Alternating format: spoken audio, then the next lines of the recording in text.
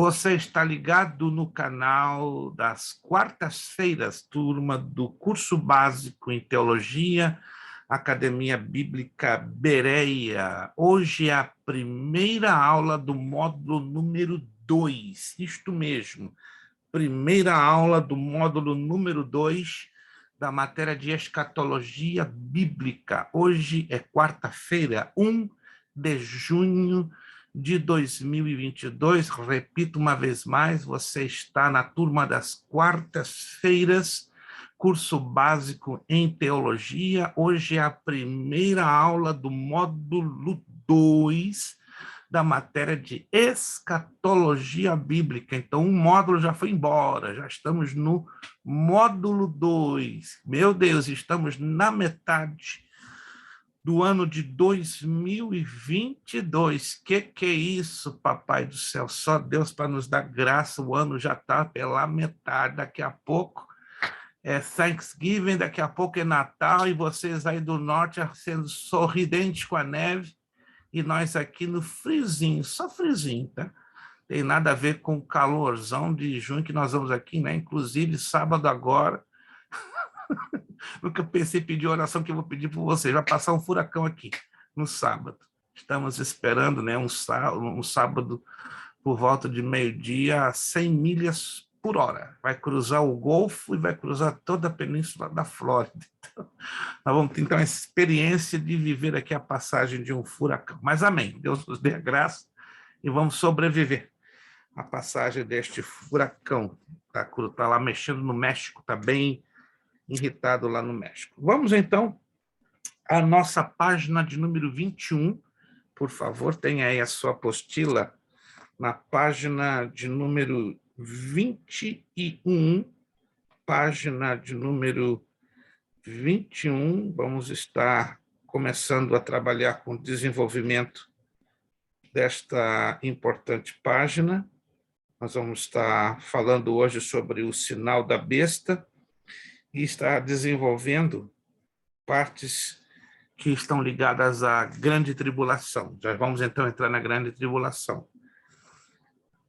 Era suposto nós falarmos um pouco, né, das bodas do Cordeiro e do Tribunal de Cristo, mas nós vamos falar um pouquinho mais à frente. Eu estou trabalhando com as partes sequenciais da apostila, entendeu? Mas daí, lá na metadezinha do assunto, a gente vai se situar na linha do tempo. Página 21, o sinal da besta.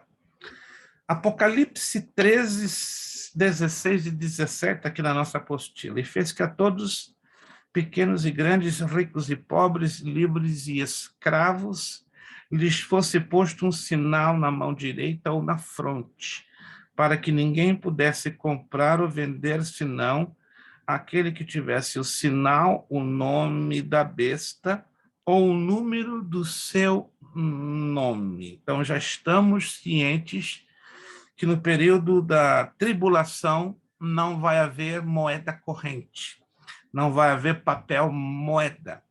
Os cartões de crédito deixarão de existir.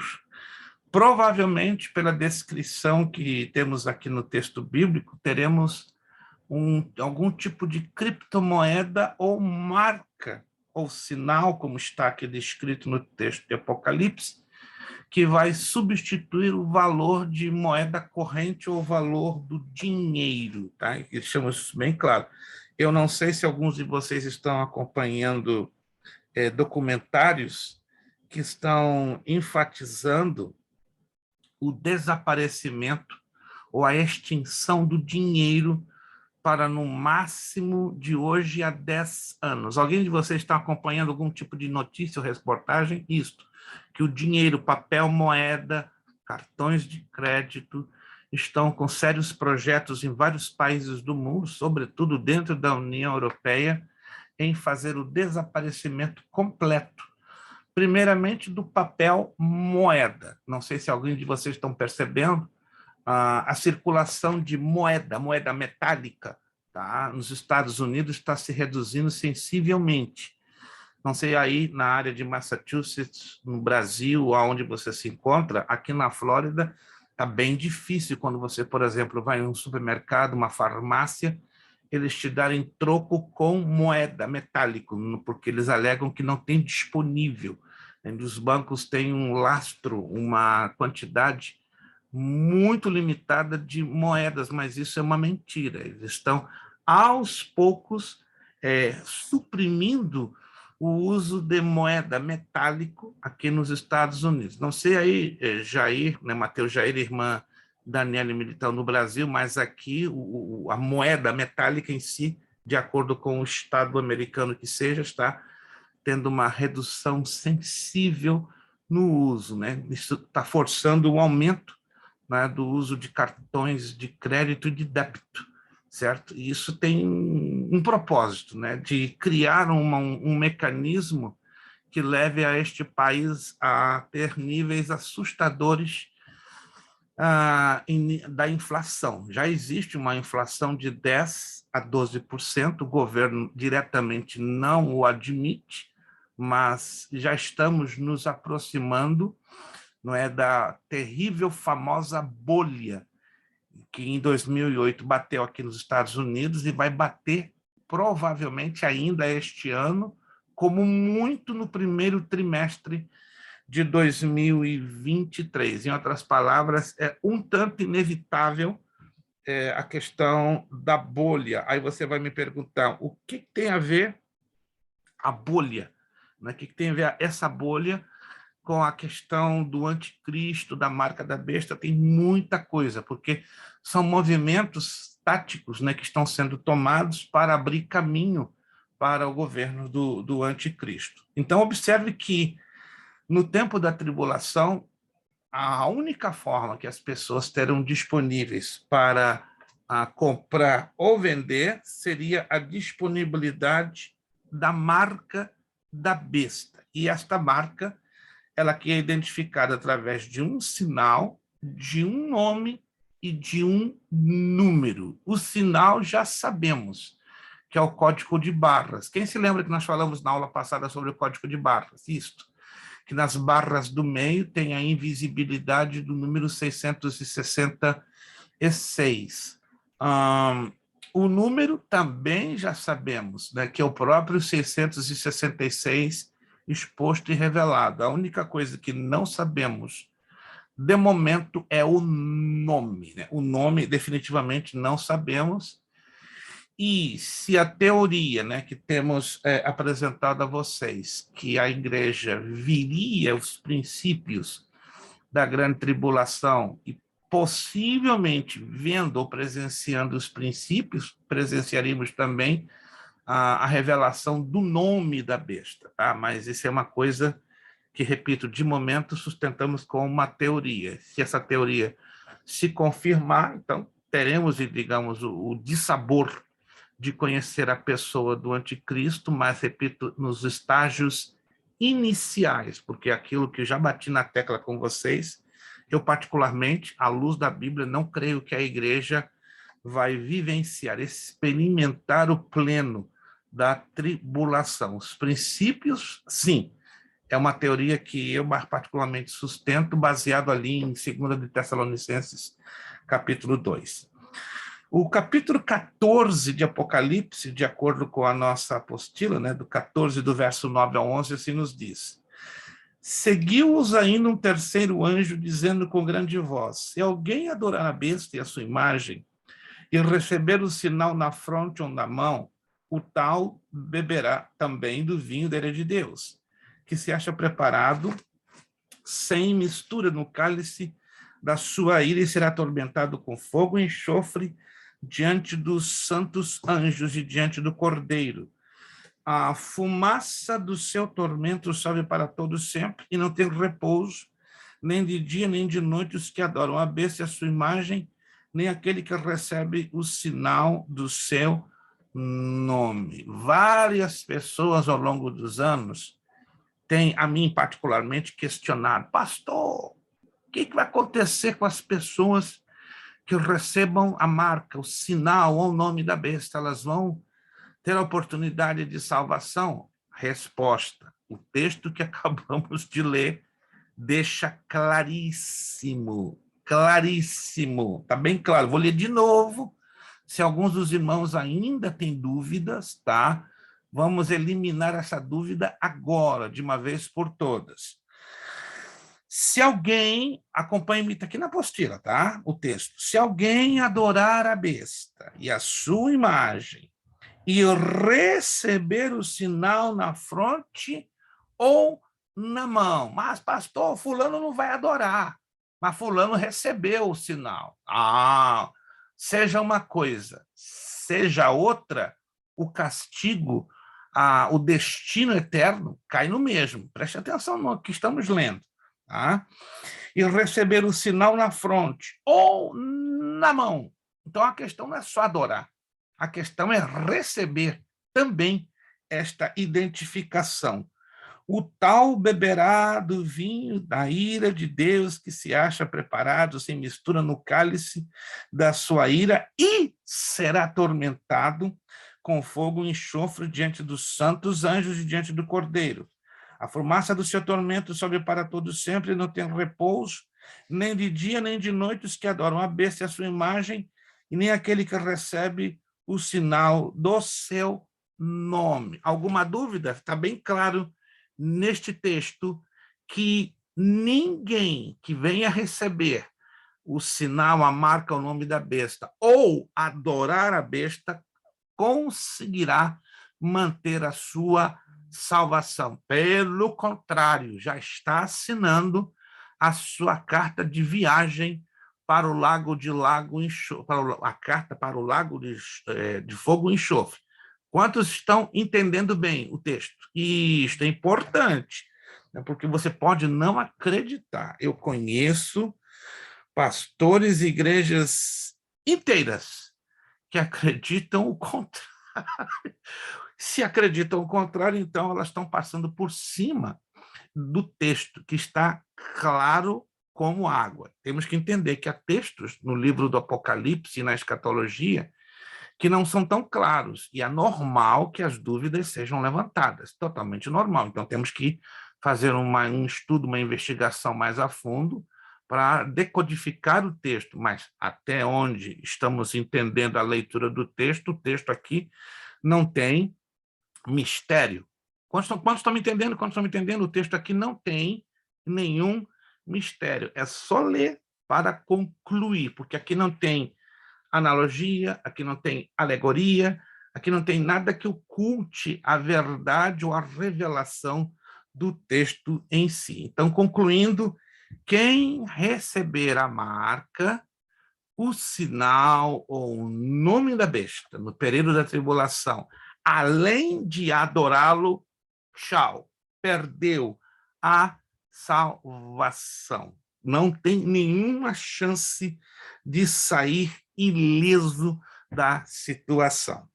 Agora eu quero apresentar a vocês importantes informações ligadas à marca, o nome e o número da besta. Vou bater de novo nessa tecla, alguns irmãos não estavam presentes no momento que eu falei, alguns chegaram agora devido à correria do trabalho, entendo perfeitamente, mas já sabemos, se pela Bíblia, o número da besta, que é o 666.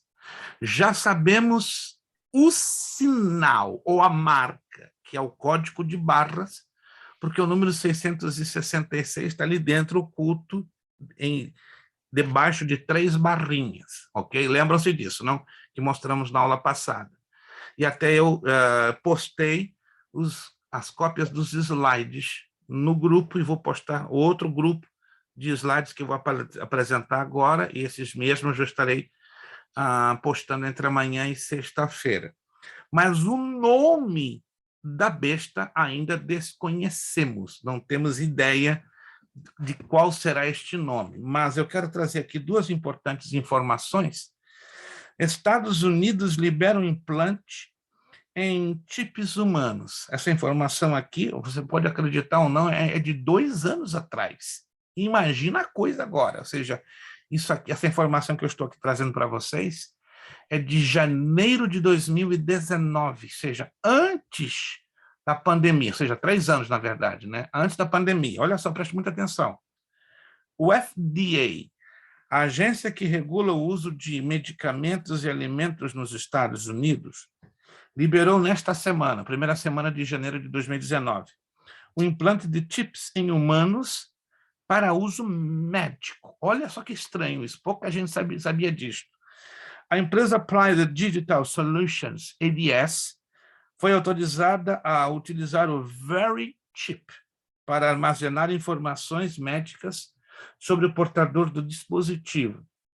O médico que precisar tratar alguém que tenha implantado sobre a pele o dispositivo eletrônico, do tamanho de um grão de arroz, precisará apenas passar um leitor sobre o chip e ter acesso a todo o histórico médico da pessoa. A ADS tentava conseguir autorização desde 2002, olha só, então desde 2002, há 20 anos, que eles estavam batalhando para que esse negócio se tornasse uma realidade, quando o FDA afirmou que a autorização não cabia à agência, já que o chip não era considerado um equipamento médico na época. Segurança. No caso de uma emergência, o chip pode salvar vidas, já que acaba com a necessidade de testes de grupo sanguíneo, alergias ou doenças crônicas, além de fornecer o histórico de medicamentos do paciente. No entanto, na entrevista coletiva concedida por representantes da empresa depois da decisão da FDA, outras aplicações comerciais para o chip foram sugeridas. São justamente essas aplicações que estão provocando polêmica, de acordo com o repórter da BBC, Sean Coglan. O VeriChip poderia, por exemplo, servir para localizar e identificar indivíduos por questões de segurança. Nos Estados Unidos, pós 11 de setembro, esse tipo de identificação poderia ser usado em bases militares, escritórios federais, prisões e usinas nucleares, de acordo com sugestões da própria ADS. Os microchips serviriam para permitir a entrada nesses locais e, então, para controlar a movimentação das pessoas.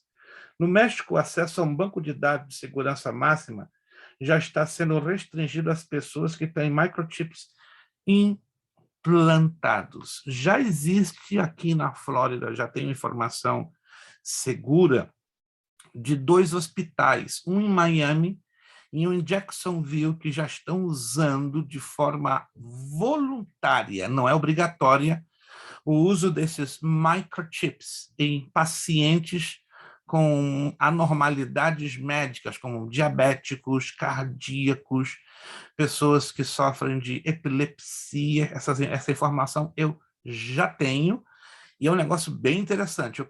Ontem nós tivemos uma consulta médica com minha esposa, creio que vocês viram a postagem que nós fizemos, e conhecemos uma senhora que veio de Jacksonville para continuar um tratamento que o hospital lá não pôde dar para ela, então ela bateu exatamente no mesmo hospital que nós estávamos na sala de espera.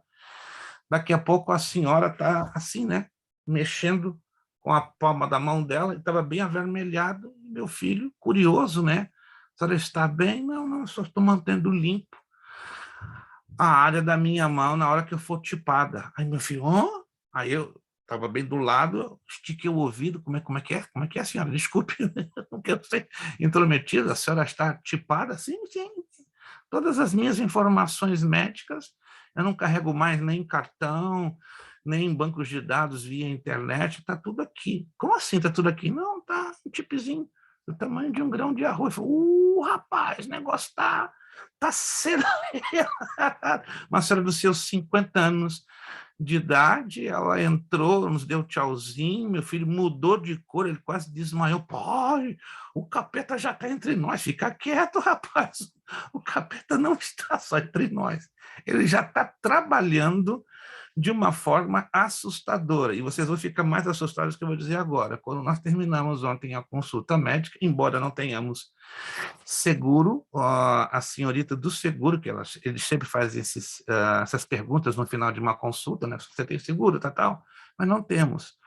A senhora não gostaria de ter um implante, uma nova tecnologia, só para facilitar a questão do paperwork? Como é que é?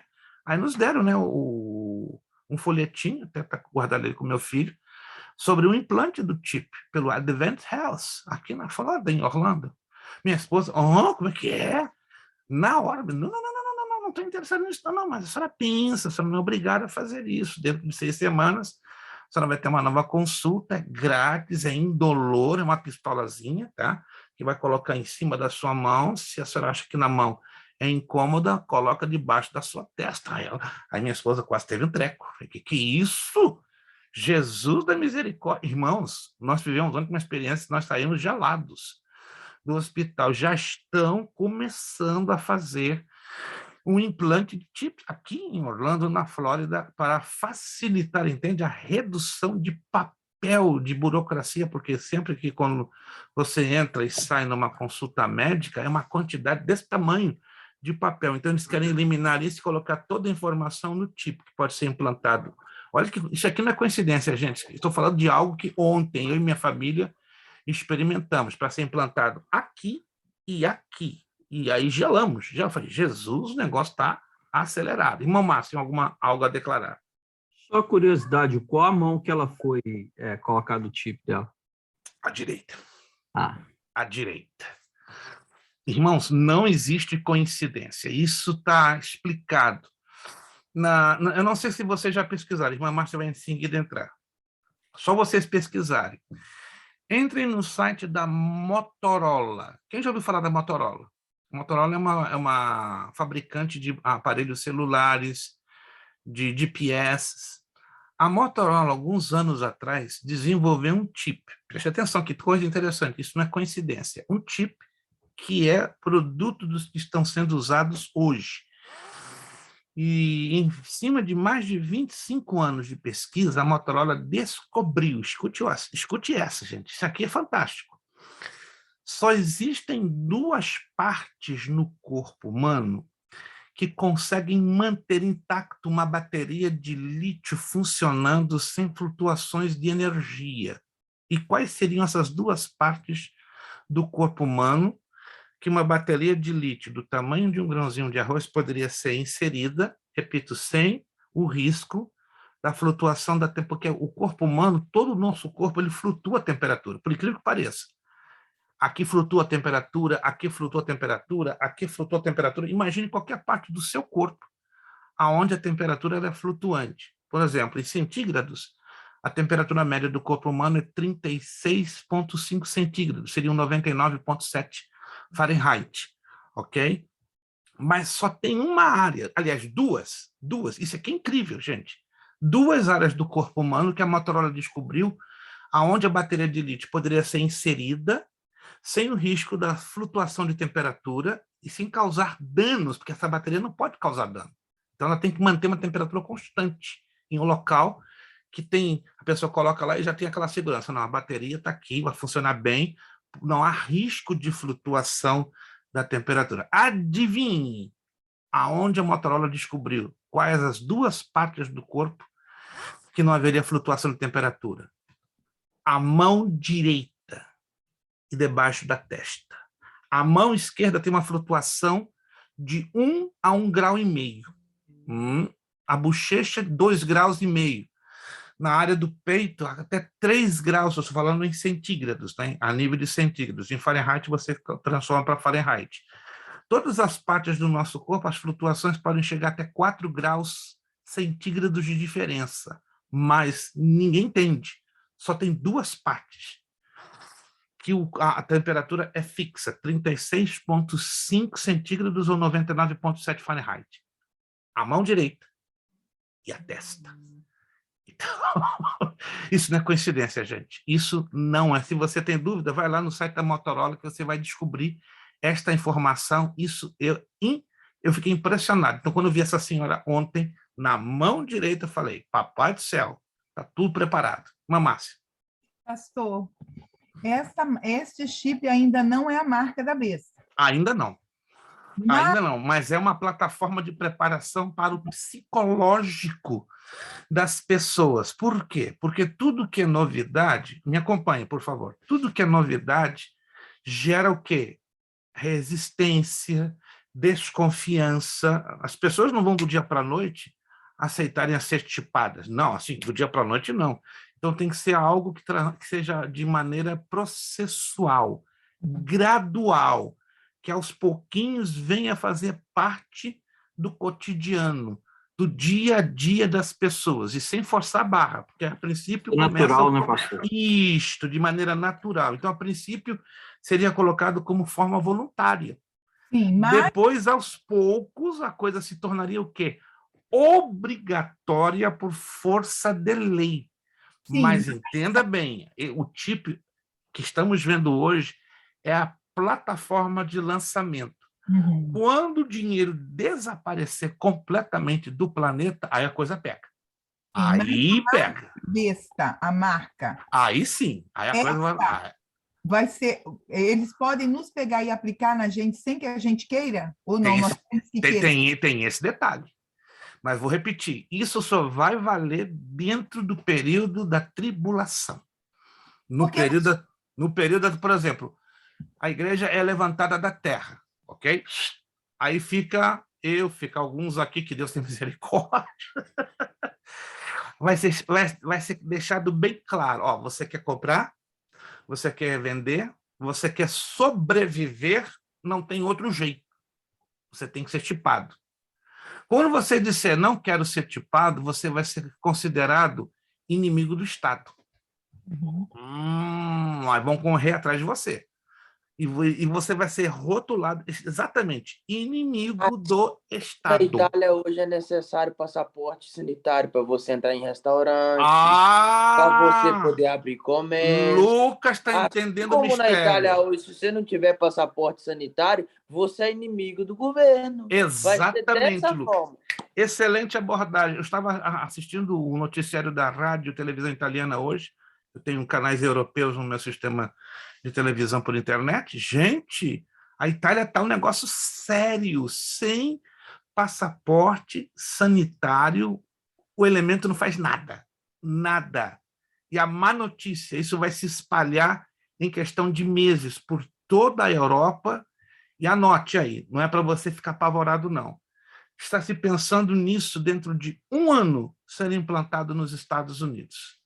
De hoje a um ano. Anote aí, maio de 2023, isso vai se tornar obrigatório dentro dos Estados Unidos. E agora? Que eles não vão forçar você a colocar, mas eles vão te apertar de uma forma que você vai ter que fazer uma escolha, porque se fosse forçado, era muito fácil falar, Senhor, me perdoa, mas me forçaram. Não, a gente vai ter que fazer uma escolha. Yes. Alguém está percebendo o jogo de sutilidades que está trabalhando? A coisa é grave, a coisa é grave. Aconselho a galera a voltar a acostumar com lamparina, machado de novo, para nós correr para as florestas. Irmãos, a coisa está grave. É uma pena. Me permita, não é um desabafo, não. Eu fico, às vezes, revoltadíssimo quando eu vejo o sono da indiferença de mais de 80% das igrejas. Quando eu falo de igreja, eu não estou falando das nossas igrejas brasileiras. Eu vejo isso na igreja americana. Eu estou frequentando uma igreja americana que é a 2 milhas da minha casa, uma Assembleia de Deus muito boa, enorme, mas a mensagem do pastor é linda, maravilhosa. Você pode imaginar aquela mensagem que te alimenta, mas em 4, 5 meses que nós estamos nessa igreja, eu não ouvi até hoje uma mensagem que falasse sobre o arrebatamento da igreja. Eu falei, tem uma coisa errada. Tenho visitado igrejas hispanas, a mesma coisa. Nas brasileiras, nem se toca o assunto. Eu falei, Jesus, o que está acontecendo? O povo está em que planeta? Em que sistema solar? Não estão falando mais desse assunto e a coisa está nítida, está dando na cara. Semana retrasada, eu fui convidado a participar, né, de uma reunião de pastores hispanos e me deram 15 minutos para trazer uma saudação. Eu falei, o quê?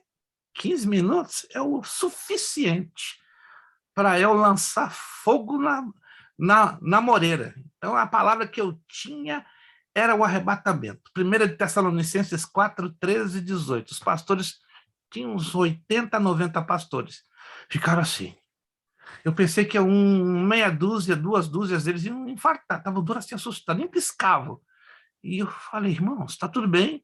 Ah, por quê? Porque os que estão aqui na minha frente não conseguiram nem pescar. O que está acontecendo?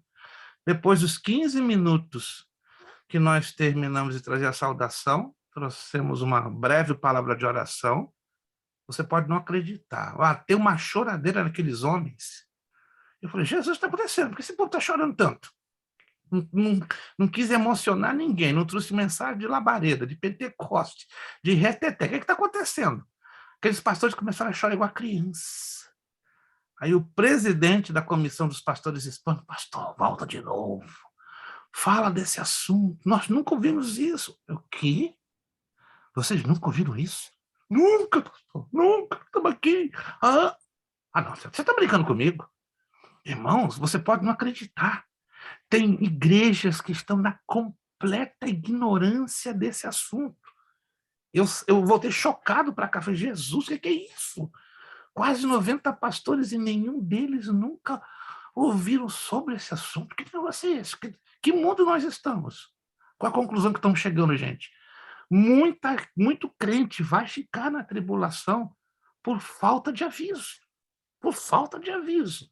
Já tem aqueles que têm aviso demais, mas não estão nem aí para estar ensinando, preparando as igrejas. Ao contrário, as igrejas hoje, elas não estão sendo treinadas para subir para o céu. Elas estão sendo treinadas para ficar na terra. Elas estão mais preocupadas com esta terra, mais preocupadas em fazer os seus nomes nas quatro paredes, do que sair, ganhar almas e apontar a direção para o céu. Alguém aqui está me entendendo? Alguém está me entendendo? Não é crítica que eu estou falando, eu não estou aqui estendendo uma crítica, eu estou estendendo o meu estupor, o meu assombro, o meu espanto, que está tudo na cara, adiante de nós, e ainda os camaradas não conseguem enxergar. O que está acontecendo, meu Deus? Simples, irmãos. A parábola das 10 virgens, eu vou mostrar para vocês, ela está se cumprindo assim, ó, literalmente, diante dos nossos olhos. As virgens prudentes e as loucas, estão dormindo. Então, ó, daqui a pouquinho vai vir o noivo. Eis aí vem o noivo. E a única diferença que vai haver entre as duas vai ser o quê? Terem azeite e a reserva de azeite. Deixa eu continuar aqui, porque o negócio é pior do que você pode imaginar. É muito pior. Olha lá. Comum, lá embaixo, comum. Outras aplicações possíveis do microchip seriam identificação de pessoas e animais de estimação. Já tem animal de estimação tipado. Já tem. Se você não sabe, já tem. Meu cunhado tem 2 cachorros. Os 2 estão tipados. Pobrecinhos. Eles se escapam, né? Se ficarem para a tribulação, né? No ser humano não escapa não, mas os animaizinhos já estão tipados. Apesar da aplicação dessa tecnologia em pessoas ainda estar engatinhando, no comércio ela já é comum. Supermercados já utilizam chips com frequência de identificação de rádio em determinados produtos para monitorar os padrões de consumo. No Japão, hoje é o país de tecnologia mais avançada nesta área dos microchips. Os microchips já estão sendo usados em até uniformes escolares para rastrear alunos que eventualmente sejam sequestrados. Faz essa pesquisa, você vai descobrir.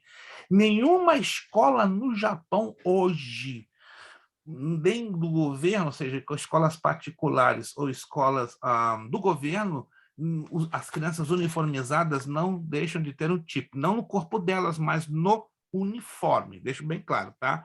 Nas escolas no Japão, os uniformes têm a implantação dos chips para controlar a questão dos sequestros, que tem sido muito alto nos últimos 10 anos. Na semana passada, estou falando aqui de janeiro de 2019, a União Americana de Liberdades Civis, uma organização não governamental, que é conhecida como ONG, de defesa das liberdades individuais nos Estados Unidos, fez um apelo aos legisladores do estado americano da Virgínia para que os microchips não fossem incluídos nas carteiras dos motoristas.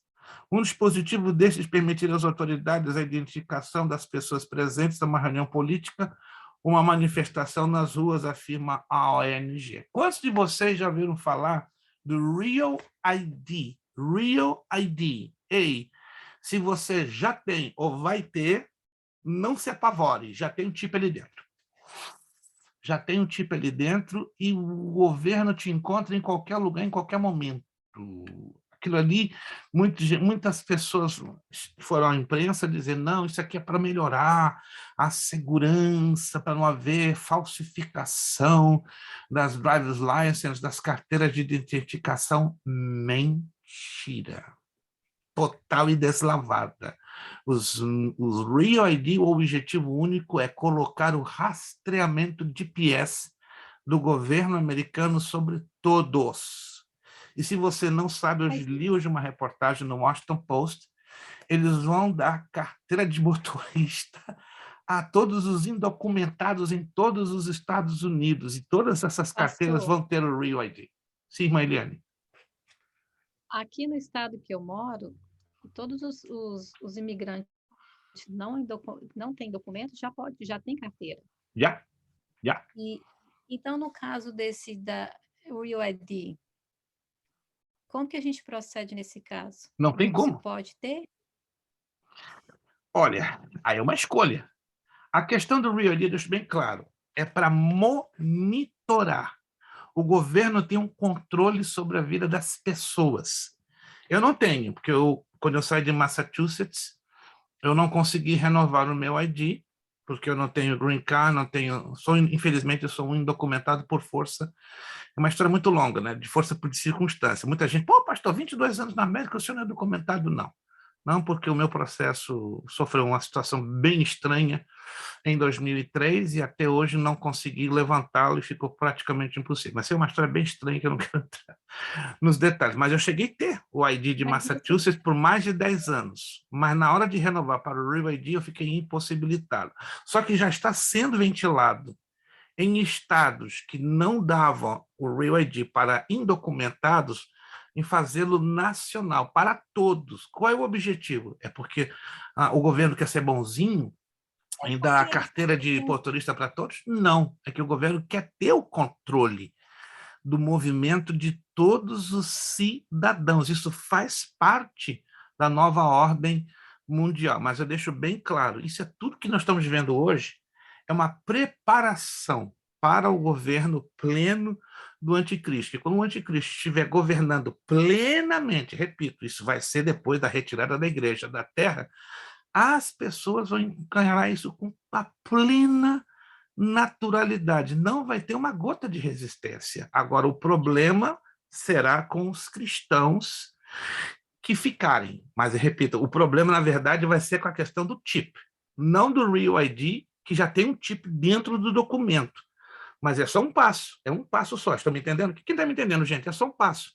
Porque o próximo passo é sair do documento e para o corpo. Mas o nosso celular e os nossos carros já nos controlam. Já nos controlam, isso aí, exatamente. Muito obrigado, irmã Márcia. Eu já ia tocar esse assunto agora. Isso aqui, se você não sabe, alô, conheci há 2 meses atrás um dos grandões da Samsung aqui nos Estados Unidos. Sim, eu fui numa feira de informática em Jacksonville, a 2 horas daqui, aí conheci o chefão da Samsung nos Estados Unidos, conversei com um camarada, ele é famoso, porque sempre quando sai um novo lançamento da Samsung, eu sou fanático pela Samsung, uns pelo iPhone e uns pela Samsung, eu conversei com ele 20 minutos, muito simpático. E eu perguntei a ele, senhor, qual o segredo da Samsung hoje ser tão poderosa? Ele disse, tem vários. E um dos maiores poderes que a Samsung tem é o chip. Como é que é? Dentro de todos os telefones da Samsung, como da nossa concorrente da Mac, o iPhone, mas cada telefone da Samsung construído desde 2017 leva um microchip de monitorização, ou seja, todos os cidadãos do mundo que têm um telefone, seja da Samsung, seja da Apple, têm um chip que controla os seus movimentos. Oh, que legal! Assim, deu uma de inocentezinho, né? Querendo saber, rapaz, o negócio está mais avançado do que a gente imagina. Mas, Eliane, por favor. Eu fiquei em questão da Real ID, porque é uma situação assim, infelizmente, para quem tem carteira hoje, eles estão, pelo menos aqui para a gente, no caso, eles estão exigindo o Real ID para viajar, para pegar um avião. Então, está chegando um momento assim que está ficando bem estreito. Estreito, exatamente. A tendência é encurralar as pessoas. Essa é a tendência. É encurralar. Uhum. Vai chegar num ponto, como já foi falado aqui, hoje é uma opção, uma voluntariedade, mas amanhã vai ser uma obrigatoriedade. E aí? Quando se tornar uma obrigatoriedade? A minha pergunta, muito sincera e franca, teremos condições de sobreviver neste mundo? Sim ou não? Não. Não. Nenhuma condição. Pelo contrário, vamos nos sentir corpos estranhos e agonizantes para sair desta terra. Porque se não sairmos a tempo, o sistema vai nos corromper. Então, estou percebendo? A pressão vai ser tão desesperadora que se nós não sairmos a tempo, o sistema vai nos corromper. E se para você viver, vai ter que se dobrar o sistema. Aí, nesse dia, vai ficar bem claro, claríssimo, quem tem a convicção por Cristo e quem não tem. Infelizmente, a pressão vai ser tão extrema que os que hoje não têm a devida convicção vão ceder. Guarde isto. E a minha oração é que você hoje, hoje, aqui agora, você tenha mais do que nunca essa convicção, para você não ceder, sob hipótese nenhuma. Irmãos, está duro hoje, está difícil hoje, mas infelizmente as coisas vão se colocar insuportáveis. Hoje, nas igrejas, está difícil a gente ouvir alguém fazendo essa oração, Maranata! Maranata! Não, sabe que é a oração que alguns... Jesus, demora um pouquinho só, eu tenho que terminar os meus planos, tenho que construir a minha casa, eu tenho que trabalhar com a minha carreira. Ah, Senhor, eu ainda não cheguei a ser pastor, eu sou apenas um humilde diáconozinho. Senhor, dá um tempinho, filho, não vem agora não. Que isso, gente? Pelo amor de Cristo! A perspectiva nossa nesta terra já está vencida. Nós estamos na prorrogação. Se vocês não sabem, já estamos na prorrogação. Quem está pensando que ainda Jesus vai levar 20 anos para voltar? Lamento te dizer, embora a Bíblia não nos permita, não nos autoriza colocar datas, mas está tudo próximo demais, demais, demais. Lucas, por favor. Sabe por que a gente está vivendo isso e o povo não está vendo? É a teologia da serpente. Está muito preocupado com o poder e esqueceu da vontade. As nossas igrejas estão muito preocupadas em buscar o poder, a glória, o movimento, que é buscar a manifestação de Deus no poder, esquecendo que Deus se manifesta na sua vontade. É a mesma mentira, o sofisma, né?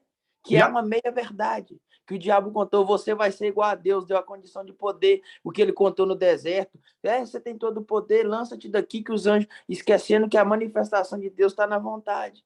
A igreja está esquecendo de buscar a vontade, preocupada com o poder. Aí fica iludida por Satanás, por sofisma. A situação é grave, irmãos. E você vai agora ficar um pouquinho mais abalado com o que eu vou apresentar, o que vem aqui adiante. Olha só. Implantes de chips em funcionários gera polêmica nos Estados Unidos. Estão falando de notícias de 2 anos atrás. O crescente uso de microchip de identificação implantados no corpo humano, que servem tanto para o controle de funcionários, como para ter acesso ao histórico médico de seus portadores, tem gerado polêmica nos Estados Unidos. Várias associações de direitos civis protestaram contra o que consideram um passo adiante na invasão de privacidade dos trabalhadores, enquanto seus fabricantes insistem em tratar-se de uma tecnologia avançada de usos múltiplos. A empresa de videovigilância CityWatcher.com, se você entrar nesse site, você fica boquiaberto. De Cincinnati, nos Estados Unidos, é a primeira a utilizar os chips para controlar o acesso de seus empregados às áreas de segurança restritas da companhia. Seu presidente, Sean Dox, disse à EFI, como ele mesmo e 2 de seus funcionários que se apresentaram como funcionários voluntários, receberam um chip de silicone. O chip, que tem o tamanho de um grão de arroz, é inserido dentro da pele e funciona como um cartão de acesso às áreas protegidas. A implantação dos chips foi e continuará sendo completamente voluntária. Olha a mentira descarada. Completamente voluntária, mas isso é por enquanto. Vamos lá. Portanto, não danifique em absoluto o aspecto privado de nossas vidas. Olha a mentirada. Para nós é uma medida de segurança muito eficaz, defendeu o Dox. Os microchips foram criados pela empresa Verichip, filial da Applied Digital Solutions, de Palm Beach. Tá aqui na Flórida. O negócio está aqui escondido na Flórida, ok? Que em outubro de 2004 recebeu o consentimento da Administração de Drogas e Alimentos dos Estados Unidos, né, o FDA, na sigla em inglês, para comercializar o produto. John Proctor, porta-voz da Verichip, explicou que a companhia trabalha fundamentalmente com 2 aplicações desta tecnologia: a identificação, no caso da Citywater.com, e a utilização em hospitais. É um aparelho muito útil em pacientes com dificuldades para se comunicar, como no caso de doentes de Alzheimer. Através de um scanner é possível ter acesso a seu histórico médico, disse Proctor. A cápsula que se insere sobre a pele do braço ou sobre a mão através de uma seringa contém um número, olha só, gente, olha isso aqui é fantástico, de 16 dígitos que permite o acesso ao histórico médico do portador, e são os mesmos dígitos que tem no código de barras. Meu Salvador, que tremendo isso aqui. Este chip, segundo seus defensores, permitirá a hospitais, médicos e pacientes evitar erros ao fornecer informação precisa sobre cada paciente e sua condição de saúde. Além dessas aplicações, Proctor lembrou que a Secretaria de Justiça mexicana já utiliza esse tipo de tecnologia para identificar seus funcionários. O chip também possui outros fins. Preste atenção, não é só para fins hospitalários ou fins de segurança. Uma discoteca de Barcelona é uma cidade da Espanha, por exemplo, utiliza esses chips em seus clientes VIP, clientes importantes. Os dispositivos servem como identificação de entrada e para que possam pagar suas contas através de uma conta especial. A empresa calcula que aproximadamente 200 pessoas no mundo todo já têm esses chips implantados em seu corpo. Elas não usam dinheiro. Então elas têm uma conta corrente conectada diretamente à informação que o chip lhe envia. Meu Deus, vamos lá. Entretanto, esta tecnologia futurista, mais parecida com a literatura do escritor George Orwell, também provocou forte oposição. Entre os que protestam está o grupo Profissionais da Tecnologia pela Responsabilidade Social, uma ONG situada em Palo Alto, Califórnia, que ataca o que considera uma péssima iniciativa. Liza Smith, integrante da ONG, disse a F que só a ideia de ter algo implantado no corpo que não se pode retirar é uma invasão total de privacidade. Existem outras formas de identificação menos invasivas que também são adequadas, por mais voluntário que isto seja, disse Smith. Este ativista também faz uma reflexão sobre os caminhos opostos que a tecnologia toma. Por um lado, as inovações permitem uma vulnerabilidade cada vez maior da privacidade, mas, por outro, dão aos cidadãos mais ferramentas para poder defendê-la. Tanto a Verichip como a Citywater.com destacam o caráter voluntário dos implantes para rejeitar qualquer acusação. Proctor assegura que isso dá mais descrição e mais segurança às companhias, enquanto Dax argumenta que jamais pediria a seus funcionários algo que ele mesmo não estivesse disposto a fazer. Estão percebendo? Isso é uma espécie de uma lavagem cerebral, é um condicionamento emocional e psicológico para que as pessoas vão aceitando de forma bastante natural. Não sei se vocês sabem, isso aqui não é teoria de conspiração, já está provado, eu já conversei com vários analistas de sistema. Quando o meu telefone celular, o seu telefone celular está ligado, a câmera, no meu caso aqui, né, esse aqui é um telefone da Samsung, e a câmera é no meio, né? Só deixa eu abrir para você ver, tá? Que a câmerazinha está no meio. Estando ele ligado, embora está agora aqui no estado de sleep, coloquei ele em sleep, tem alguém do outro lado que está me vendo, ouvindo e vendo a vocês. Alguém já ouviu falar disso? Isso não é teoria de conspiração, não. Isso aqui é certíssimo. É certíssimo. Isso aqui não é para colocar medo ou terror em vocês, não. Quando ele está ligado, desse outro lado, lá do outro lado, tem alguém que está me vendo, me ouvindo. Eu já não passei só por isso, mesmo se estiver desligado, pastor. Mesmo você, quando ele estiver desligado, o GPS também, ele recorda todos os seus passos. Mesmo ele desligado. Mesmo desligado. Embora ligado, a comunicação é em tempo real, ao vivo. Mas quando você liga, interessante, né? Ele tem um dispositivo que retrocede no tempo e traz todos os dados de volta. Tem um documentário no Netflix que fala sobre isso.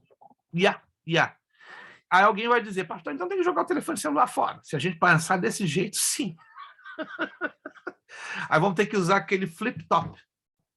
Flip-top. Conhece aquele telefoninho que abria e fechava? Bem rudimentar. Vai chegar ao ponto que nós vamos ter que usar esse tipo de telefone, porque eles não têm esta tecnologia ainda. Mas a tendência que eu também já tive... Não volta aqui mais, não. Hein? Não volta aqui mais, não. Não, por favor.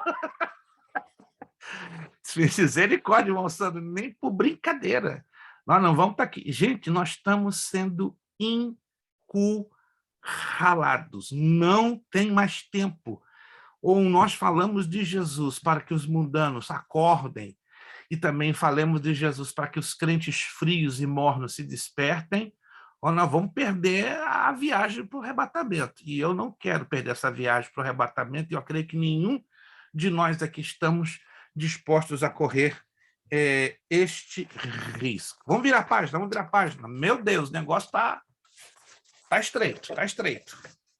A grande tribulação. Vamos lá agora. Vamos lá entender isso aqui agora. Meu Salvador, misericórdia, como diz. Ok, deixa eu aqui esticar. Deixa eu ver aqui. Maravilha. Perfeito. Quantos estão enxergando o slide? Perfeito. Esse é o período da tribulação. Preste bem atenção. O arrebatamento da igreja vai acontecer num dia e hora que nós não sabemos, mas já temos pistas de sobra,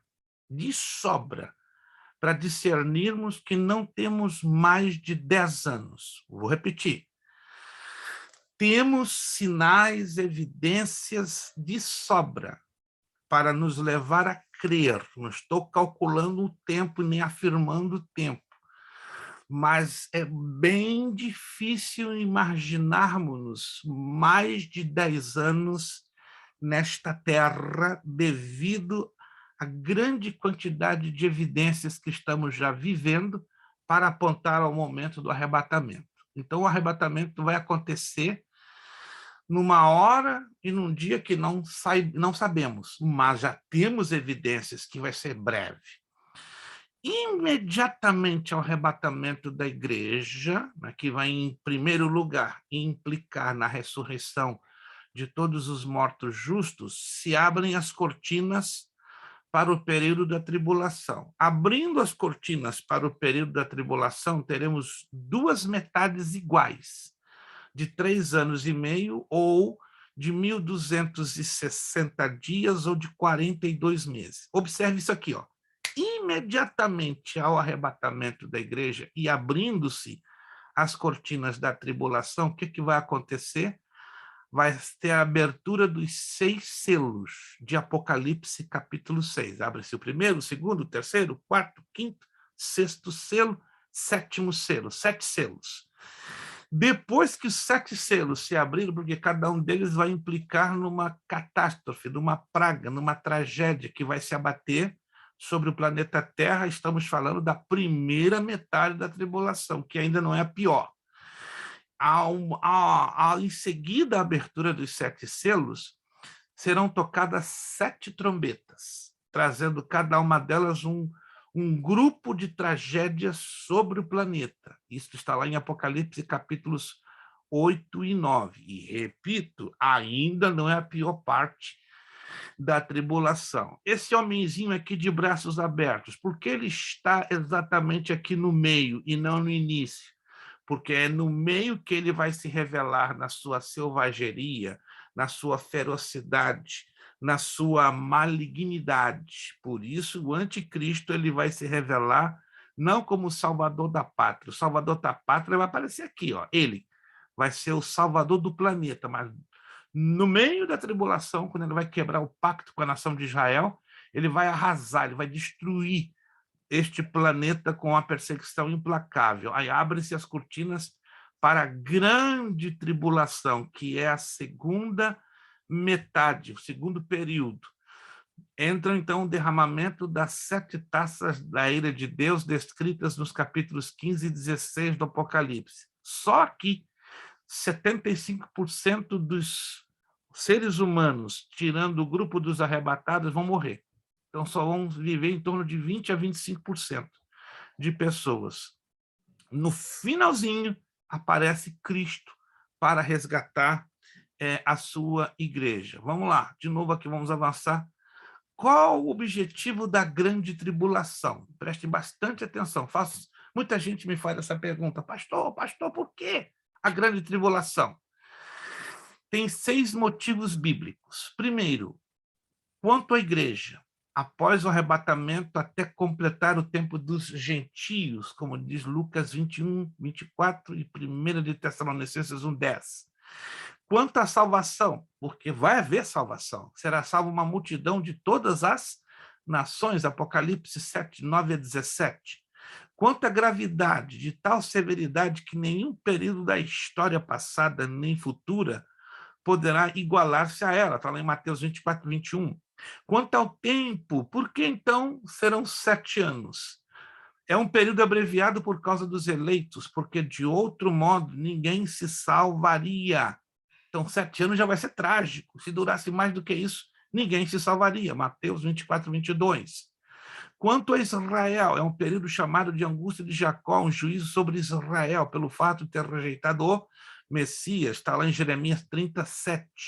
E quanto às nações, um período de juízo sobre as nações devido ao seu pecado e rejeição a Cristo. Então, a grande tribulação ela tem que ser considerada por esses 6 aspectos, por essas 6 razões. Vamos lá. Quando o apóstolo João, aqui na ilha de Patmos, ele recebe uma revelação. E essa revelação é do próprio Senhor Jesus Cristo, que mostra a ele sobre 7 igrejas. Aqui temos as 7 igrejas: Pérgamo, Tiatira, Sardes, Filadélfia, Laodiceia e Éfeso. Para cada uma delas, Jesus dirige uma carta, uma missiva, uma mensagem que dá abertura aos 3 primeiros capítulos do livro do Apocalipse, que revela, né, toda a trajetória do futuro do planeta Terra e da nação de Israel. Estamos na era da igreja, a era presente. E aqui temos a figura das 7 igrejas em 7 comportamentos da igreja ao longo da dispensação da igreja. A primeira igreja, Éfeso, aponta para a igreja preocupada. A segunda igreja, Esmirna, a igreja perseguida. A terceira igreja, Pérgamo, a igreja descuidada. A quarta igreja, Tiatira, a igreja negligente. A quinta igreja, Sardes, a igreja sem poder. A sexta igreja, Filadélfia, a igreja perseverante. A sétima igreja, Laodiceia, a igreja indiferente. Ocorre o arrebatamento, como falamos, abrem-se os 7 selos, porque é a primeira metade da tribulação. Essa é a estrutura do livro do Apocalipse. É o único livro da Bíblia que trabalha com uma estrutura de 4 grupos de 7. 7 igrejas, 7 selos, 7 trombetas e 7 taças. Os selos e as trombetas ocorrem na primeira parte da tribulação. Isso quer dizer que quando o 7º selo é aberto, dá início ao toque das 7 trombetas. Quando a 7ª trombeta ela é tocada, elas fecham a primeira parte da tribulação e dá início às 7 taças do derramamento da ira de Deus, que entra aqui diretamente na segunda parte da tribulação. Aqui temos a visão da tribulação da maneira mais ampla possível. Nós estamos aqui, a era presente da igreja, a igreja arrebatada. Primeira metade da tribulação. Tem 3 coisas que vão acontecer. a abertura dos 7 selos, o toque das 7 trombetas e a revelação das 7 figuras chaves. Primeiro selo, cavalo branco. Segundo selo, cavalo vermelho. Terceiro selo, cavalo negro ou preto. Quarto selo, cavalo amarelo. Quinto selo, as almas debaixo do altar. O sexto selo, quando se abre, vai dar um grande terremoto. O sétimo selo, um silêncio e o incensário de ouro aparece. Quando as 7 trombetas começam a ser tocadas, o que vai acontecer? A primeira trombeta, ao ser tocada, vai cair granizo, fogo e sangue sobre a terra. A segunda trombeta vai trazer uma montanha ardendo.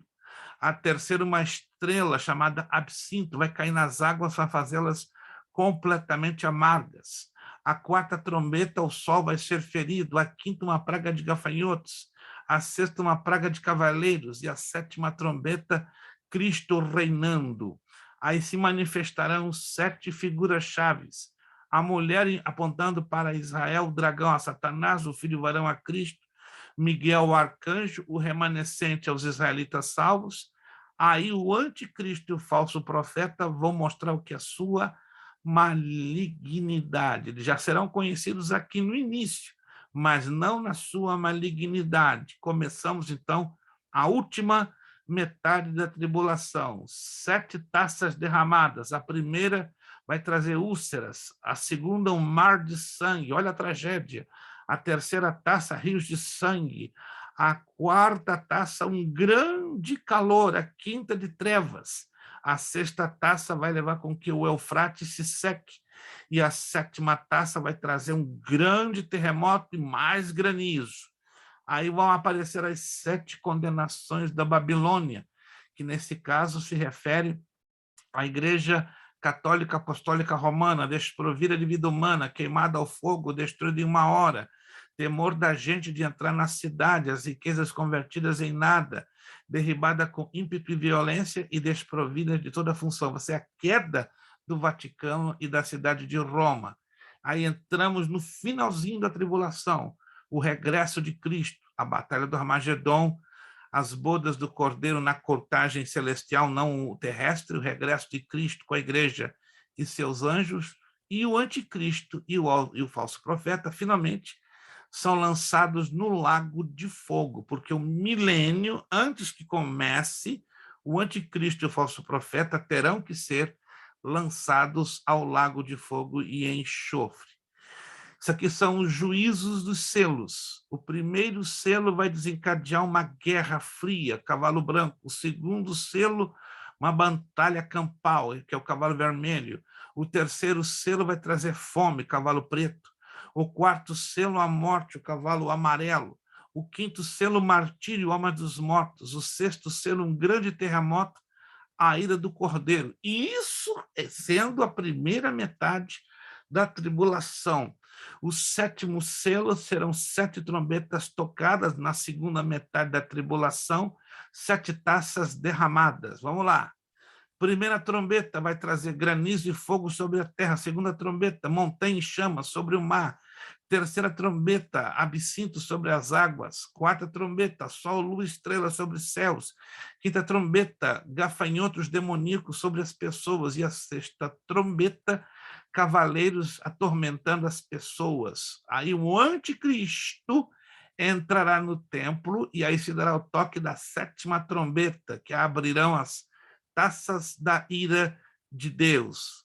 As taças da ira de Deus serão: a primeira, na terra, úlceras; a segunda, no mar, sangue; a terceira, no rio, sangue; a quarta, no sol, queimaduras; a quinta, o trono da besta será afetado com trevas; a sexta taça, o Eufrates se seca; e a sétima, ela é lançada no ar, e aí se dá um grande terremoto e uma granizada enorme que termina por arrebentar o planeta Terra. Deixa eu voltar aqui a nossa apostila, tá? Só para recapitular, que eu mostrei de forma gráfica, mas tudo que eu falei está aqui, ó. A Grande Tribulação, página de número 23. A Grande Tribulação está associada aos flagelos que acontecerão em tempo futuro. É importante destacar que a Grande Tribulação é o juízo de Deus contra os ímpios, mas tem crente que vai ficar aqui e vai, infelizmente, receber toda essa rebordosa. Ok. por causa dos escolhidos. Mateus 24, 22, isso nos dá a certeza que o Senhor Jesus Cristo fará distinção entre os escolhidos e os ímpios neste tempo. Então vereis outra vez a diferença entre o justo e o injusto, entre o que serve a Deus e o que não serve. Malaquias 3, 18. Observação. Alguns teólogos denominam o termo tribulação, já falamos sobre isso, mas nunca é demais repetir, para o período total de 7 anos, e aplicando-se ao período final de 3 anos e meio, também conhecido como 42 meses ou 1.260 dias, como a grande tribulação propriamente dita. Período da grande tribulação deverá acontecer depois que a abominação da desolação estiver no lugar santo, Mateus 24, 15, quando o anticristo entrar no templo de Jerusalém. Isso seria na metade da tribulação. Seu início será como evento do grande terremoto que será aberto o 6º selo, Apocalipse 6:12. Em Mateus 24, 29, o Senhor Jesus disse, logo em seguida a tribulação naqueles dias, o sol escurecerá, a lua não dará sua luz, e a lua não dará sua claridade, e as estrelas do céu cairão. Em Apocalipse 6, 12 e 14, quando é aberto o 6º selo, antes que o sol se escureça e a lua não dê a sua luz, e as estrelas caiam do céu, e os poderes do céu serão abalados, acontece o grande terremoto. Então, vamos entender isso aqui. Ó. O início da grande tribulação, da segunda parte, inicia-se com um grande terremoto previstos no 6º selo, Apocalipse 6, 12. Término, após se cumprir os eventos por ocasião da 7ª trombeta, 1 Coríntios 15, 51, 52. Vejamos a ordem dos acontecimentos segundo os selos, as trombetas e as taças. Tá? Não vou entrar nesses detalhes, porque eu mostrei de forma gráfica.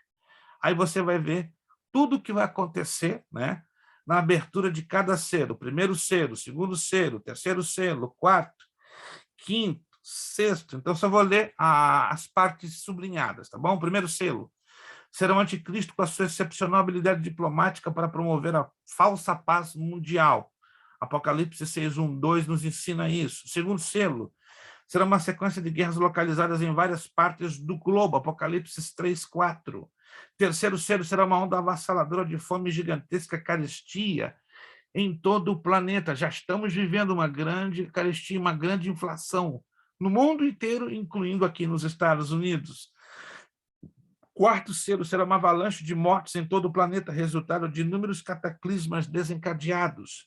Quinto selo, os mártires da tribulação, crentes que não participaram do arrebatamento, e ímpios que se converteram na tribulação, que não aceitaram a marca da besta.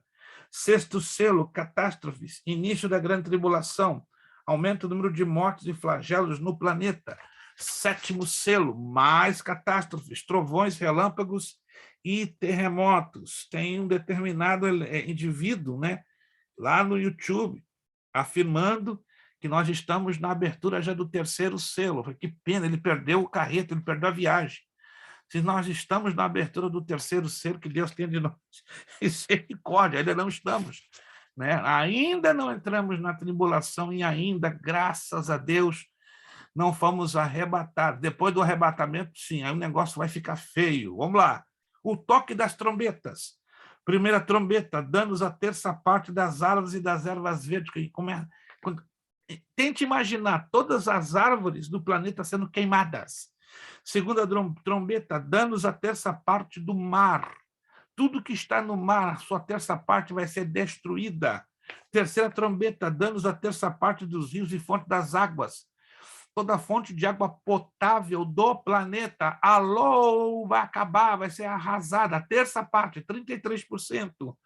Quarta trombeta, danos à terça parte do sol, da lua e das estrelas. Havia um desequilíbrio cósmico gigantesco que vai afetar em cheio o nosso planeta. Quinta trombeta, tormento dos gafanhotos.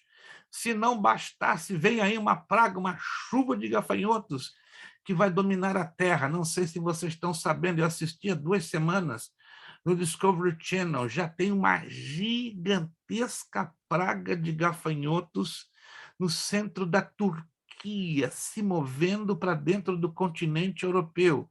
Os cientistas estão preocupadíssimos e não estão entendendo nada. Por quê? São mais de 5 a 8 milhões de gafanhotos. Estão no centro da Turquia e estão se movendo em alta velocidade, entrando no continente europeu. E ninguém está entendendo isso.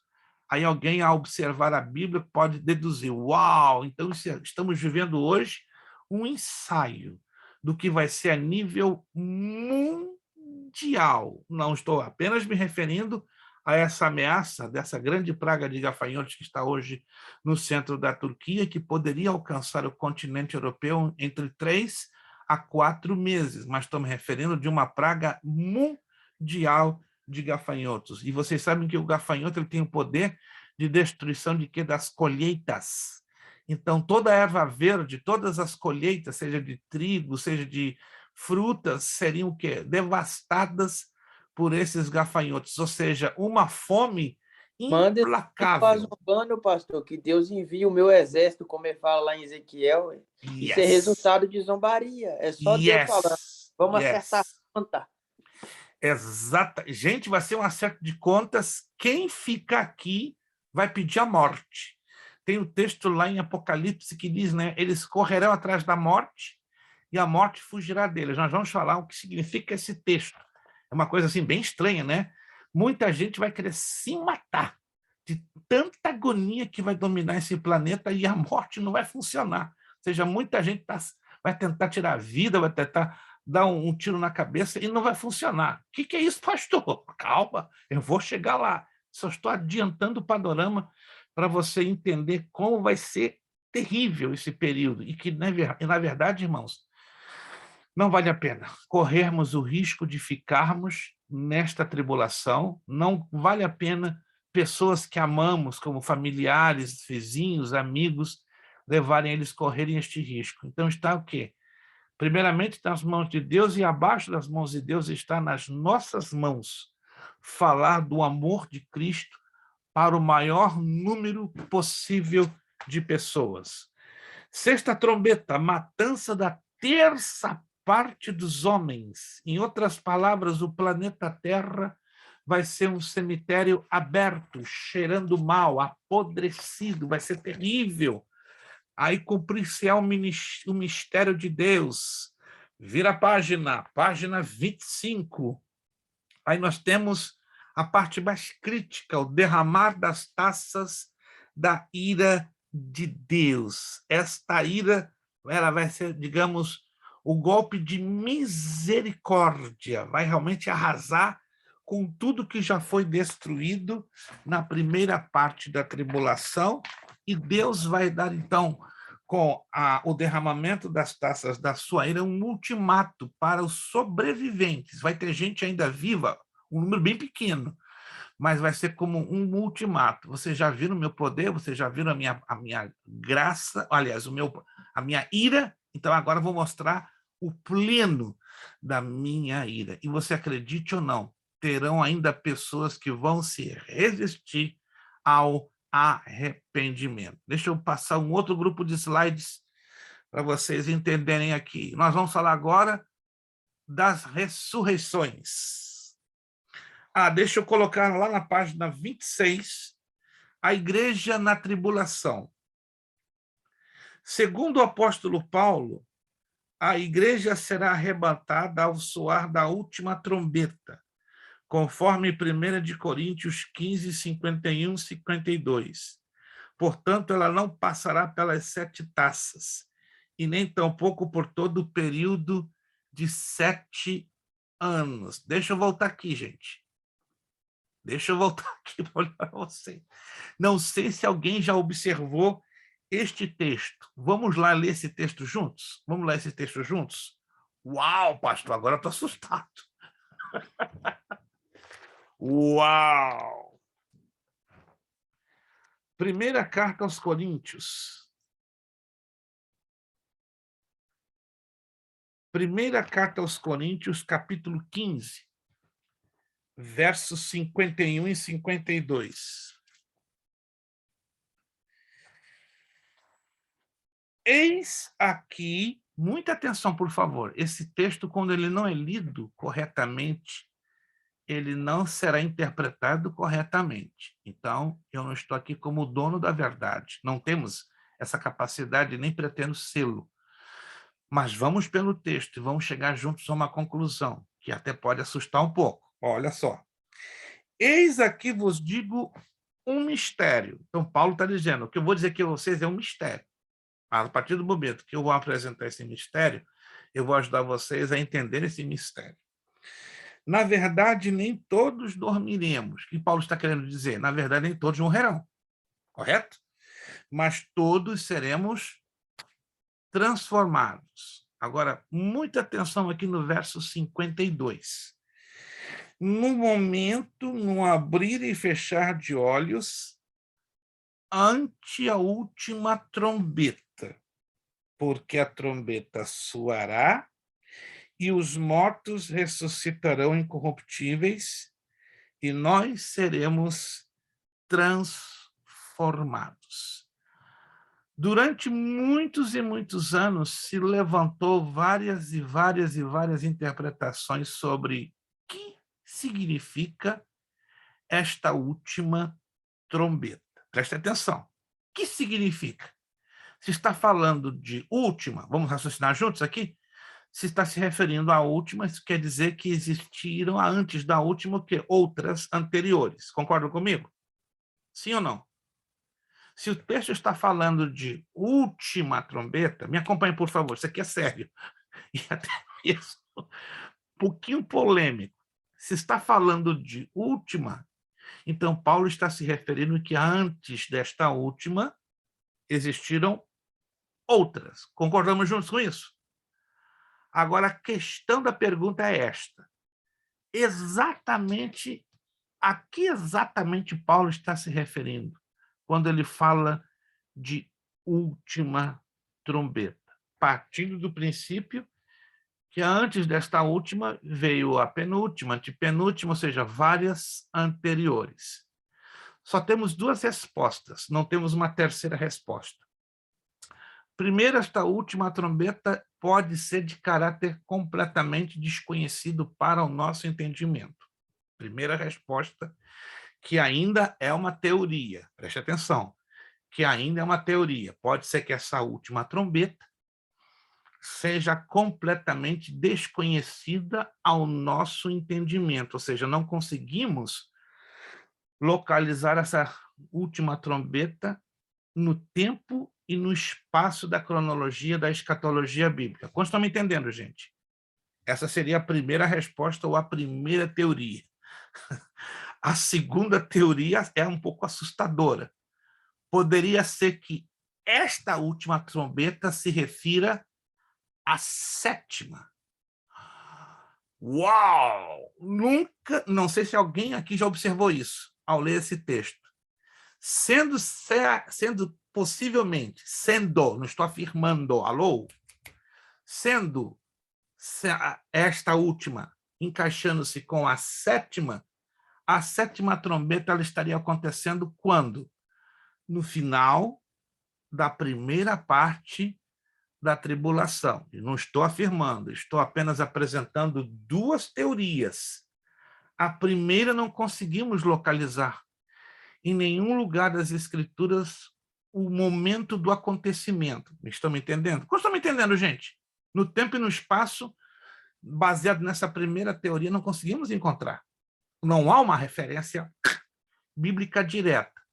Já na segunda teoria, se a gente partir deste princípio, nos assusta um pouco, que dá a entender, repito uma vez mais, não estou aqui fazendo afirmações, está aqui uma grande nuvem de testemunhas, ok? Está aqui, estamos gravando, poderia ser então que a igreja sairia da terra, saísse ou sairá da terra na metade da tribulação, ou seja, ela não entraria na grande tribulação, mas ela estaria o que? Experimentando os 3 anos e meio iniciais. Uau! Numa reunião de pastores há 8 anos atrás, aí em Massachusetts, eu fui chamado de herege, quando eu levantei essa teoria. Pastor, não acredito, as Assembleias de Deus ensinaram assim. Peraí, Vamos trabalhar com teorias. A partir do momento que são teorias, eu não tenho condições em fazer nenhum tipo de afirmação. Quem de vocês se lembram que nas aulas passadas eu falei a vocês que a escatologia é uma ciência tão delicada, que só podemos fazer afirmações até no máximo 25% do seu conteúdo. 75% nós trabalhamos em cima de quê? Teorias e deduções. E olha que tem que ter muito cuidado quando trabalhamos em cima de teorias e deduções. Quando se lembram que eu já falei isso várias vezes em aulas anteriores? Então, só podemos, irmãos, preste atenção, só podemos fazer afirmações legítimas em cima somente, atenção, se você não anotou, anote ali, ó, em cima somente de, no máximo, 25%. Passou disso, é complicado.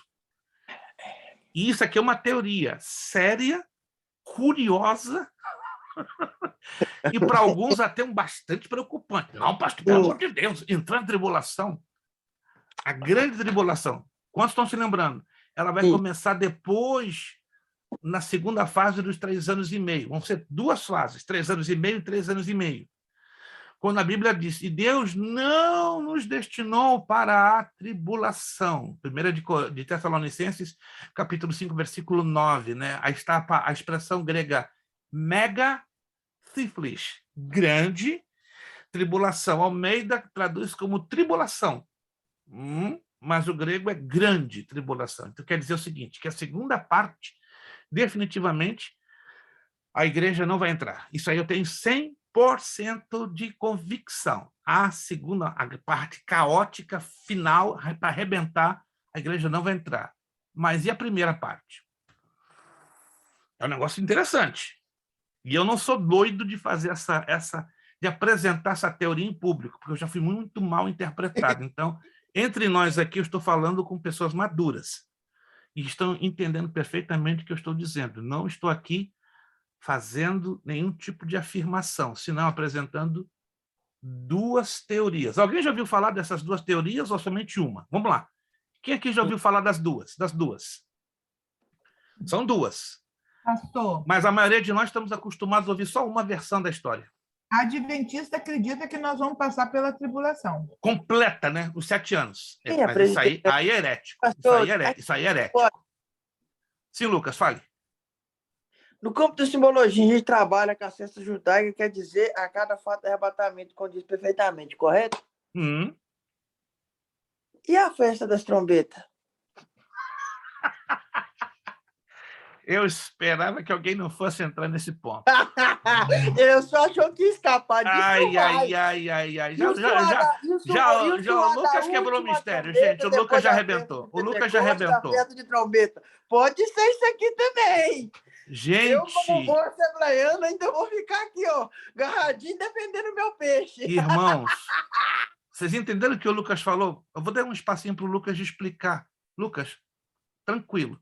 Eu prefiro que um aluno compartilhe esse ponto de vista, que é uma teoria, mas ela é forte, por causa das analogias das festas judaicas no sentido profético para dentro do Novo Testamento. Vou repetir, isso que o Lucas vai compartilhar é uma teoria, não é uma afirmação, mas que são pouquíssimos que sustentam isto, tanto que eu não posso falar isso em público. Quando eu dou os nossos estudos de escatologia, já fui recomendado há muitos anos pelo pastor Antônio Gilberto, não seja doido de expor as 2 teorias, porque você vai ser fatalmente mal interpretado. Mas, pastor, eu tenho que ensinar a Bíblia como ela é, mas para você ensinar a Bíblia como ela é, você vai ter que quebrar padrões que já foram estabelecidos há mais de 100 anos. E como é que você vai fazer isso do dia para a noite? Você vai ser tido como herege.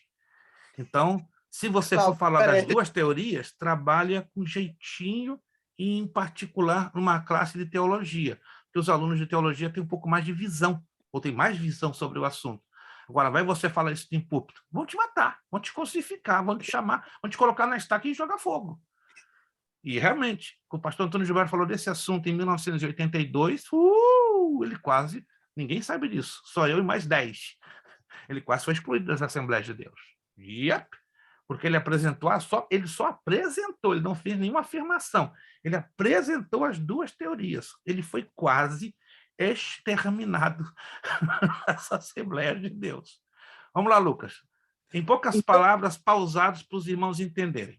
Sim, então já vou preparar aí para o pessoal que quiser crucificar, crucifica. Mas eu, como bom pré-tribulacionista, procurei muito que defendia o que eu creio. Correto. Eu já tinha ouvido, estudei muito sobre essa afirmação que o professor Prete falou, mas estudando, eu também descobri essa teoria e essa hipótese levantada, que é da simbologia. Porque se a gente for olhar de acordo com as festas judaicas, tem aplicação escatológica, tanto do nascimento, quanto da morte e da ressurreição, do dia de Pentecostes e da vinda do Senhor. Yeah. Inclusive, há alusões bíblicas sobre o joio e o trigo e a cevada, que é o povo de Israel e a igreja. Há aplicações belas para fazer em relação a esse assunto, mas eu vou deixar para depois. Yeah. E a teoria, a festa de trombetas, que é a última das festas judaicas, faz alusão remetente ao arrebatamento, que é logo após a festa, se eu não estou enganado, pastor, após a festa de Pentecostes é a festa de trombetas, é isso? Yes. Essa é correta. Então, isso faz alusão ao tempo dos gentios, a festa de Pentecostes, ao hiato da igreja e, por último, o arrebatamento da igreja, sem que nós participemos da tribulação. Porque quando Paulo fala a igreja de Corinto ao soar da trombeta, pode ser que ele estava fazendo alusão a essa festa. Perfeitamente. Como uma forma poética de ser dito. Porque Paulo era um bom escritor, um ótimo escritor, e era judeu. Poderia estar fazendo alusão à cultura judaica, como também poderia estar falando da sétima trombeta. Eu, como bom pré-tribulacionista que sou, me apego a essa teoria. Vocês entenderam o que o Lucas colocou? Todos entenderam? Eu não sei se eu já cheguei a postar aqui no grupo um cartaz sobre o candelabro, o menorá, e as 7 festas estão ali, com teor profético. Se você salvou, vai lá, que você vai encontrar isso, vai bater direitinho. Então, entendam-me bem, irmãos, eu não estou de forma nenhuma, nem eu, nem Lucas, ou qualquer outro aluno, não é o nosso desejo sermos aqui polêmicos, porque, em se tratando da Bíblia, a Bíblia não é para ser debatida, a Bíblia é para ser ensinada e explicada. E aquilo que podemos afirmar, que nos é permitido afirmar, afirmamos, correto? Mas aquilo que não nos é permitido afirmar, então a gente tem que tomar um posicionamento de muita cautela, de muita prudência, de muito cuidado. Por quê? Porque hoje está cheio, irmãos, vocês vão no YouTube, vocês vão encontrar centenas de YouTubers fazendo as suas previsões as mais maquiavélicas, as mais loucas, as mais rocambolescas possíveis, entende? Infelizmente, eu falo com profundo pesar, infelizmente, o sistema, na grande maioria das igrejas, criou uma forma tão blindada que não nos permite, entenda-me bem, apresentarmos essas duas teorias como a que estamos apresentando.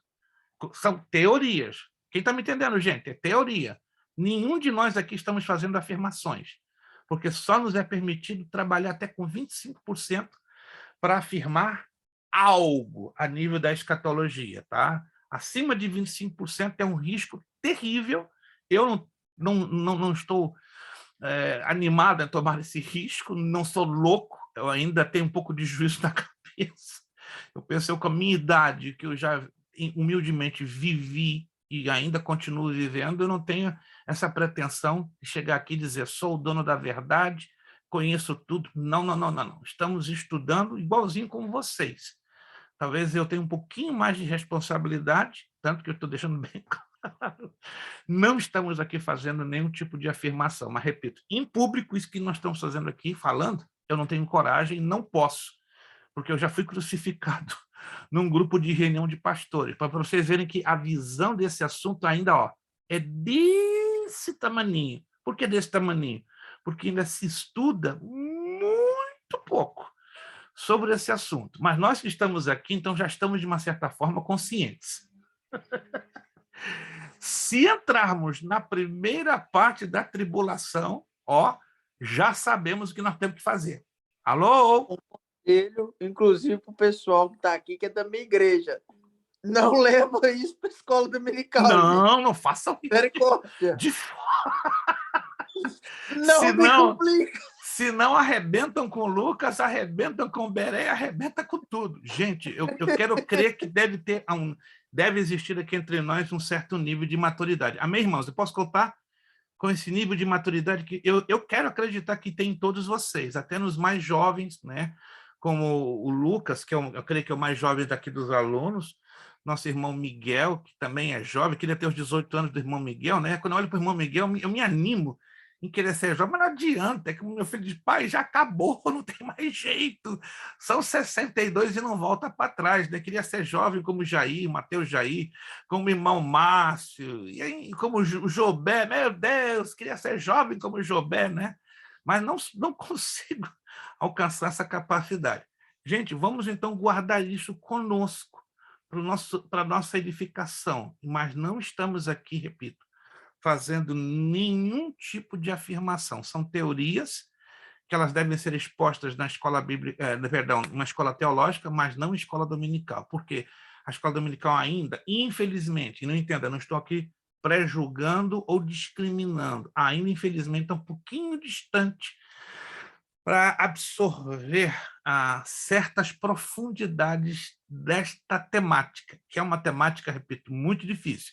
Quantos entenderam, gente, a questão da última trombeta? Então, ficamos em duas teorias, tá? Se, por um acaso, entrarmos na tribulação, já sabemos, e vai ser somente na primeira parte. Agora, tem uma outra situação que eu vou apresentar aqui a vocês, que ela é fantástica.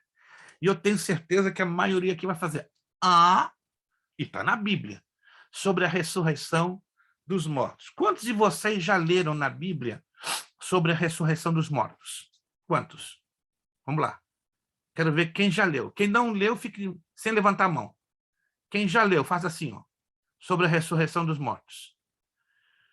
Isso. Jobé já leu alguma coisa sobre a ressurreição dos mortos? Sim ou não? Perfeito. Então, se manifeste para você saber quem leu, quem não leu. Ok. A Bíblia fala de duas ressurreições. Preste atenção, isso aqui vai dar um nozinho na cabeça bonito. A Bíblia fala de duas ressurreições. Eu quero ouvir de dois alunos. O que você, aluno, entende da diferença que há na primeira e na segunda ressurreição? Vamos lá. Eu quero ouvir 3 alunos. Abra o áudio. E não precisa se preocupar se vai dizer certo ou errado. Eu quero ouvir de 3 alunos o que vocês entendem no que tange as diferenças da primeira e da segunda ressurreição, porque a Bíblia fala de duas. Então, se fala de duas, então, obviamente, existem diferenças entre a primeira, ok? E a segunda ressurreição. 3 alunos, só quero ouvir 3 alunos. Pode ser até Lucas, pode ser qualquer outro irmão, mas eu quero ouvir 3. O que você entende? Eu entendo que a primeira ressurreição é para os salvos. Perfeito. Depois para os ímpios. Excelente, pastora Darlete está ligada. Não coloca a pastora Darlete no bolso que você vai passar mal. A pastora Darlete está ligada, ela está com a parabólica e tem umas 3 outras atrás dela. Excelente. Mais outro aluno? A diferença está no momento delas. Do momento. Seja mais específico. Como eu sou adepto da teoria que acabei de apresentar, creio eu que a primeira, para os nossos salvos, vai ser no momento do soar da última trombeta, fazendo alusão à festa de trombetas. E a outra vai ser no grande dia do Senhor, dia do tribunal. Você pode chamar do jeito que você quiser, o dia do juízo final, que vai ser a condenação, aonde os ímpios vão ressuscitar, vão prestar contas a Deus e vai só receber a sentença. Perfeito, perfeito. Um terceiro aluno, por favor. Excelente as colocações da pastora Darlete, do Lucas. Quero ver um terceiro aluno. O que você entende com respeito à primeira e à segunda ressurreição e o que diferencia as duas? Vamos lá. Não se preocupe se você errar. Estamos aqui para aprender juntos. Quero ver um terceiro aluno. Irmã Daniele, já abriu o áudio dela. Pode dizer, irmã Daniele. na passagem que fala sobre a ressurreição de Lázaro, aí Jesus pega e fala, né, para Maria, que o seu irmão já estava vivo, né? Aí ela fala assim: ah, eu sei, Senhor, que ele, no último dia, ele vai ressuscitar. Então, o que eu entendo nessa passagem é da ressurreição que ela fala, a ressurreição de quando Jesus vier buscar a igreja, né? E ele fala que mesmo aquele que crê nele, ainda que morto, né, viverá. Eu não sei se eu estou certo. Então, aqui nessa passagem eu sei que fala sobre duas ressurreições. Eu não sei explicar, não sei as palavras certas para Ou explicar. seja, a senhora tem um pouquinho de dificuldade de trazer a diferenciação entre a primeira e a segunda, mas tudo bem, a senhora está no caminho certo, tá?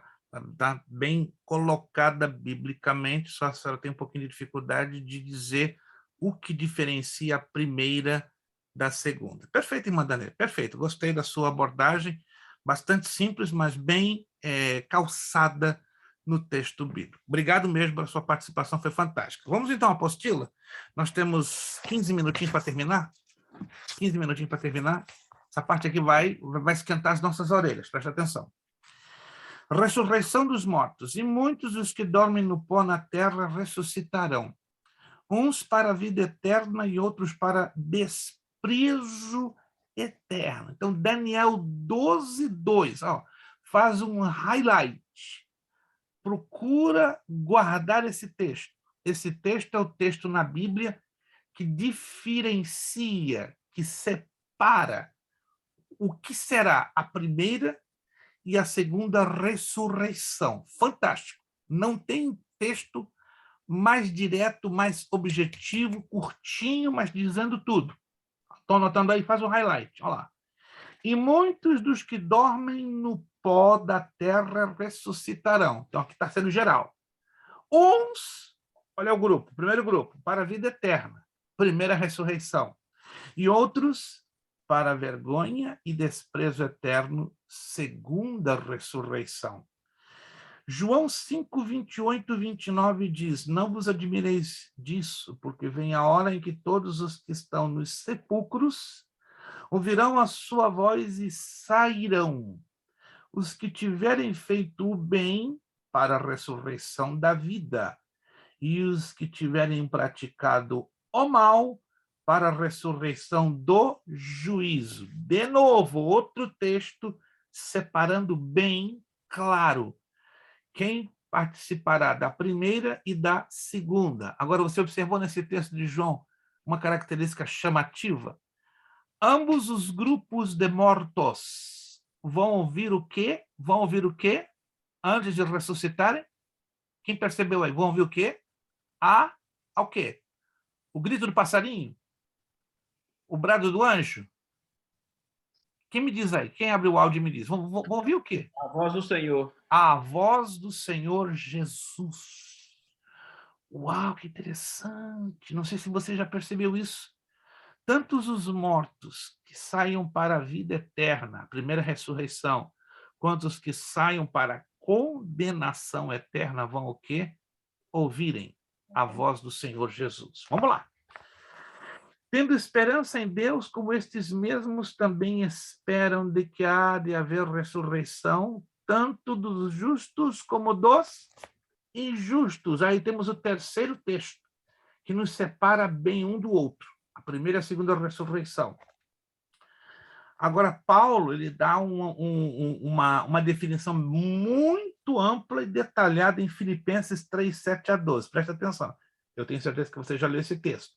Só que ele amplia, ele explica bem amplamente.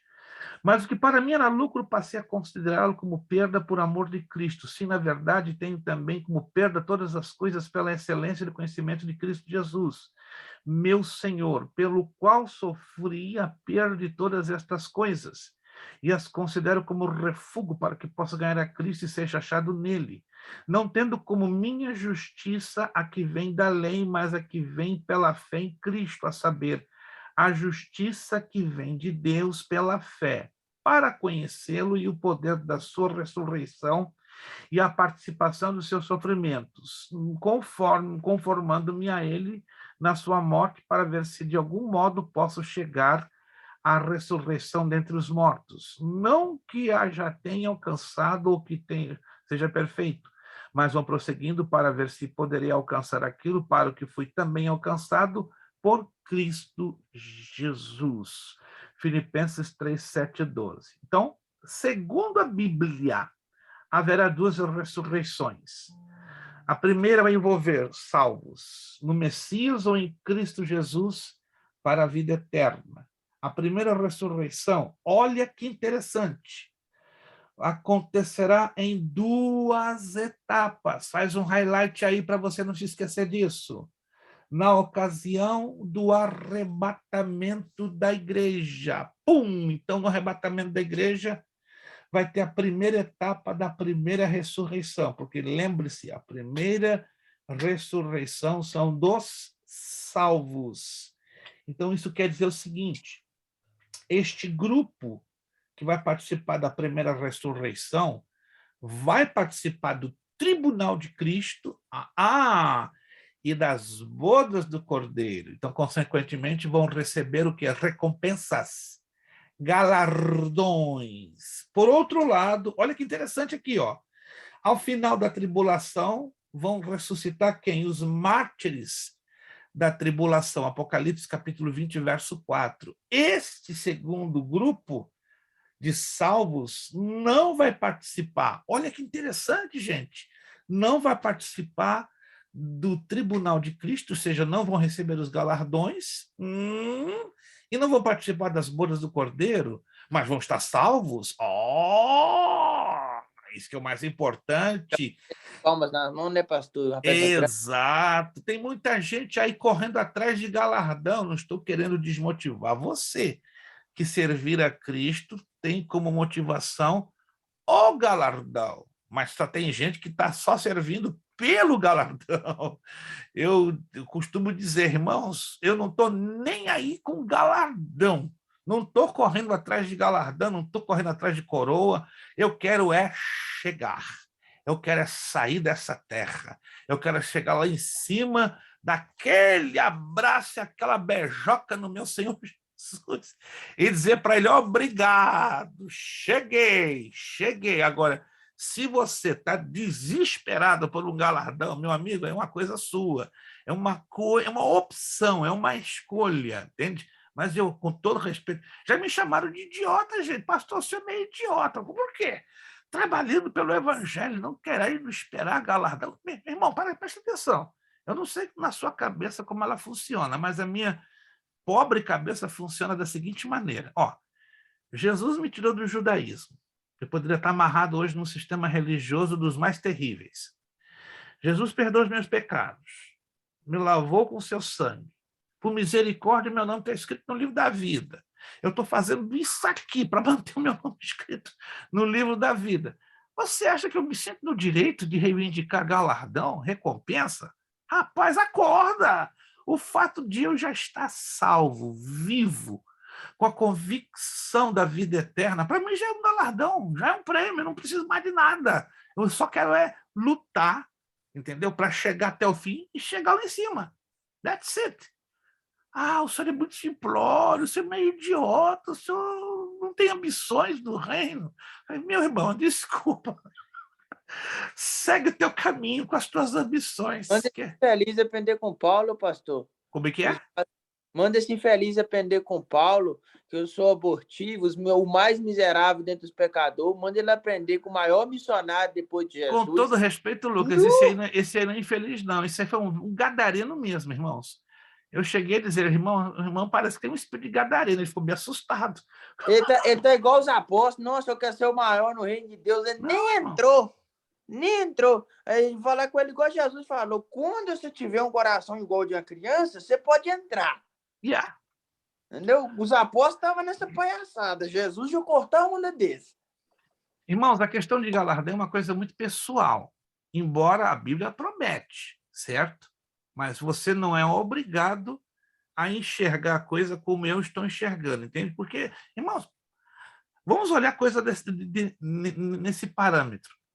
a salvação e a vida eterna, você já considera algo grande demais? Sim ou não? Quem considera a salvação e a vida eterna algo grande demais? Grande demais. Se você não levantar a mão, porque não é grande. Eu já vejo grande demais, pelo menos para mim, Luiz Prestes, miserável, pequeno, insignificante. Eu já vejo grande demais, grande. Se vier galardão, para mim, é lucro. Vai ser surpresa. Pastor Luiz, Vale, eu entendo que assim, que a salvação não é mérito nosso. Nunca, jamais. Nós não fizemos nada por ela. Nada, absolutamente. Nós nem merecíamos ela. Nada. E assim mesmo nós recebemos. Ou seja, o dia que nós chegarmos ao céu, nós ainda vamos chegar em débito. Nós vamos chegar em débito ainda. Em débito, isso aí é violento, meu irmão. Meu Deus. E ainda receber um galardão ainda por algo que nós fizermos sem Nossa obrigação. a obrigação como servos do Senhor? Rapaz, irmão, ó, essa aí eu não vou esquecer, tá gravada. Quando eu chegar no céu, eu vou puxar o Sandro do meu lado. Jesus, tu ouviste a palavra do teu filho, né? Confirma aqui. E dá um galardão gigante. O galardão vai ser provado no fogo antes de passar. Tudo aquilo que você faz esperando glória, você não vai receber. Você só vai receber aquilo que glorifica Jesus. Tudo aquilo que foi feito para glorificar o nome dele é que vai contar. Vai passar no fogo, vai virar Aí está. Nós vamos falar sobre isso. Vai passar no fogo, vai ser igual a palha. Obras da palha, obras da palha. Uma coisa vai ser queimada ali. Na próxima aula, nós vamos falar sobre o Tribunal de Cristo e Bodas do Cordeiro. Gente, eu conheço um segredinho que ninguém está ouvindo, só nós aqui, ó. Centenas de pastores que só estão servindo a Cristo pelo galardão. E eles falam rasgado, irmão, eu só estou aqui no ministério por causa do galardão. Se não fosse um galardão, é ruim que eu estaria servindo a Cristo. É porque eles não estudaram sobre o que é o Tribunal de Cristo e as Bodas do Cordeiro. Creio que eles vão até chegar lá em cima salvos, mas o fogo vai, ó, e não vão receber nada. Absoluto. E ainda vão ter que agradecer. Obrigado, Senhor, cheguei. Mas vamos lá, para terminar essa parte. Segunda ressurreição dos ímpios para a condenação eterna. A segunda ressurreição acontecerá após o milênio, conforme Apocalipse, capítulo 20, versos 5 e 6 e 11 e 15, com a confirmação da sentença final e condenatória diante do trono branco para o lago de fogo e enxofre, que é a segunda morte, conforme, repito, Apocalipse 20, 14, 15. Na próxima aula eu vou dar um pequeno arremato, tá? Na questão da primeira e da segunda ressurreição. Hoje não quero me estender, mas eu vou falar sobre este slide aqui, ó. Olha que coisa louca. As ressurreições e os juízos. Próxima aula, eu vou já postar esse slide para vocês. Primeiro juízo, pecado dos crentes na cruz. Depois, segundo juízo, os crentes pelas obras, tribunal de Cristo. Terceiro juízo, os judeus. Quarto juízo, os pecados dos crentes. Quinto juízo, os mortos em justos. Vamos lá, ressurreição dos justos. Então, na verdade, são 5 ressurreições. 1, 2, 3, na verdade, 4. 1, 2, 3, 4 ressurreições. A primeira ressurreição foi dos mortos na ocasião da morte de Jesus e depois do próprio Cristo. Segunda ressurreição, ela na linha da história cronológica, tá? Se trata da primeira que acabamos de falar, que é a ressurreição dos justos, que é chamada de ressurreição da vida ou ceifa-trigo. Depois a segunda parte da primeira ressurreição, que são os santos da tribulação, que é chamado de respiga, e depois a última ressurreição, que é dos mortos injustos. Mas a gente vai ampliar esse gráfico para você entender, né, o papel das ressurreições juntamente com estes 5 juízos. Paramos por aqui hoje. Meu Deus, vem cá, Deus falou com alguém hoje através desta aula? Deus falou com alguém? Falou? Comigo falou demais. Meu Deus, me deixou até angustiado. Porque, meu Deus, pastor, é muita informação, tem coisa que nem me passou pela cabeça. Não, calma, tranquilo, você não está sabendo do que vai vir aí na frente. Calma, a próxima aula vai ser um negócio, né? Muita gente aí esperando coroa. Minha coroa lá no céu tá grande, como é que sabe? Eu tive um sonho, Deus me deu uma revelação. Tinha uma primeira camada, uma segunda camada, uma quarta camada. Ué, as coroas já em andares, primeiro, segundo, terceiro, quarto andar, eu conheço um pastor, que ele só tem revelação com coroa de 3 andares. Que negócio é esse? Isso é o chapéu da Carmen Miranda, que tinha 2, 3 andares. Que é isso? Não, irmãos, a coisa não é assim, não. A Bíblia fala de 5 coroas. Alô, presta atenção. A Bíblia fala de 5 coroas. Nós vamos falar quais são essas 5 coroas que os crentes estariam candidatos a recebê-las. E aqueles que não terão galardão. Porque o fogo, como já Lucas já adiantou, né? O Lucas gosta de ver o circo pegar fogo, no bom sentido. Muitos vão ter as suas obras que vão passar pelo fogo, vão ser queimadas, mas vão estar salvos. E a cara de muita gente vai ficar assim, oh, meu Deus, eu fiz tanto por Jesus na terra, né? Terá o atrevimento de dizer, eu fiz e aconteci. Mentira. Você não fez mais do que a sua obrigação. E mesmo assim, Deus vai ter misericórdia, vai salvar a muitos como pelo fogo. E sejamos agradecidos. Se quando você chegar no céu e suas obras se queimarem pelo fogo, você vai estar lá ainda, ó, salvo e bonito e limpinho. Graças te dou, Senhor. Queimou-se tudo, recebi nada. Mas se eu e você recebemos alguma coisa, ó, vamos estar no lucro. Vamos estar no lucro. Quem tem a convicção que vai chegar lá em cima? Convicção. Eu tenho, irmãos. Aconteça o que acontecer nessa vida, nessa terra, não importa que me pisem, que me joguem no lado, para lá e para cá, que eu sofra, que eu chore, que eu perca tudo, mas eu não quero perder a oportunidade de subir. Que o Senhor nos ajude a estarmos fiéis até o último momento. Vamos agradecer a Deus com uma palavra de oração. Muito obrigado por todos que puderam estar hoje conosco, irmão Márcio, Azal Soares, irmão Wallington, irmã Núbia, obrigado, irmã Eliane, pelo seu esforço, obrigado, irmã Isabel, irmã Márcia, pastora Darlete, Miguel, Jobert, Daniele, irmãos André e Fernanda, Lucas, irmã Cristina, que hoje não pôde aparecer, e Mateus, muito obrigado de todo o nosso coração. Mas estou aqui, pastor. A senhora está aqui, mas não apareceu no visível. Não apareci, mas eu estou escutando o senhor. Amém. Ela está viva, gente, ela vai participar do arrebatamento. Ela está ligada. Vamos pedir, pastora Darlete, nos dando alegria de abrir o seu áudio e nos despedir com a palavra de oração. Muito obrigado, meus irmãos, pela presença e participação de todos vocês. Vamos estar ligadinhos, porque a próxima aula promete, da parte de Deus, coisas lindas que talvez alguns de vocês nunca ouviram falar. Mas Deus está aqui para nos ministrar poderosamente pela sua palavra e pelo seu Espírito Santo. Pastora Darlete, nos despedindo com uma palavra de oração. Senhor, meu Deus, mais uma vez estamos na tua presença para te agradecer por essa aula linda, Senhor, de aprendizado que nós tivemos, que o Senhor continua abençoando, aleluia, Senhor, pastor Luiz Prestes, sua família, Pai, cada um de nós, alunos, que viemos cada dia, Senhor, o Senhor nos dê sabedoria, entendimento, que possamos aprender mais e mais de Ti, Senhor. Graças te damos, Deus. Ó, Deus, muito obrigado por essa oportunidade de estar, Senhor, aqui hoje, Pai, nesta aula. Graças te damos. Senhor, que o Senhor continue abençoando a cada um de nós. E assim, Pai, nós vamos agradecer ao Senhor por tudo, não só hoje, mas em todo, para sempre. Amém. Amém, amém. Nosso muito obrigado também aos alunos que já fizeram o pagamento do mês de maio. Se você se esqueceu de fazer o seu pagamento do mês de maio, está em tempo, tá? Está em tempo, tá? Que Deus abençoe a todos rica e poderosamente. Vamos lá, nosso lema para terminar. Seriedade.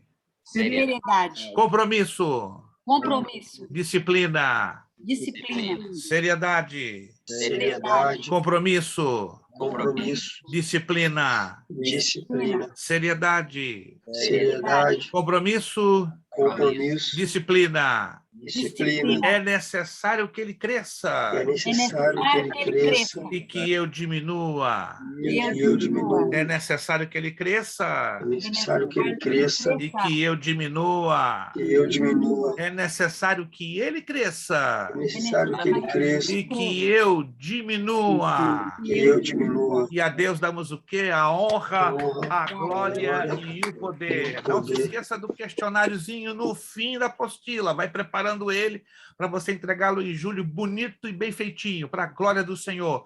Muito obrigado, boa noite, bom descanso, a paz do Senhor, até a próxima quarta, se Deus quiser e se Jesus não voltar. Se voltar, já era, tá bom? Muito obrigado, Deus os abençoe ricamente em nome de Jesus. A paz do Senhor a todos. Muito obrigado. Pai do Senhor.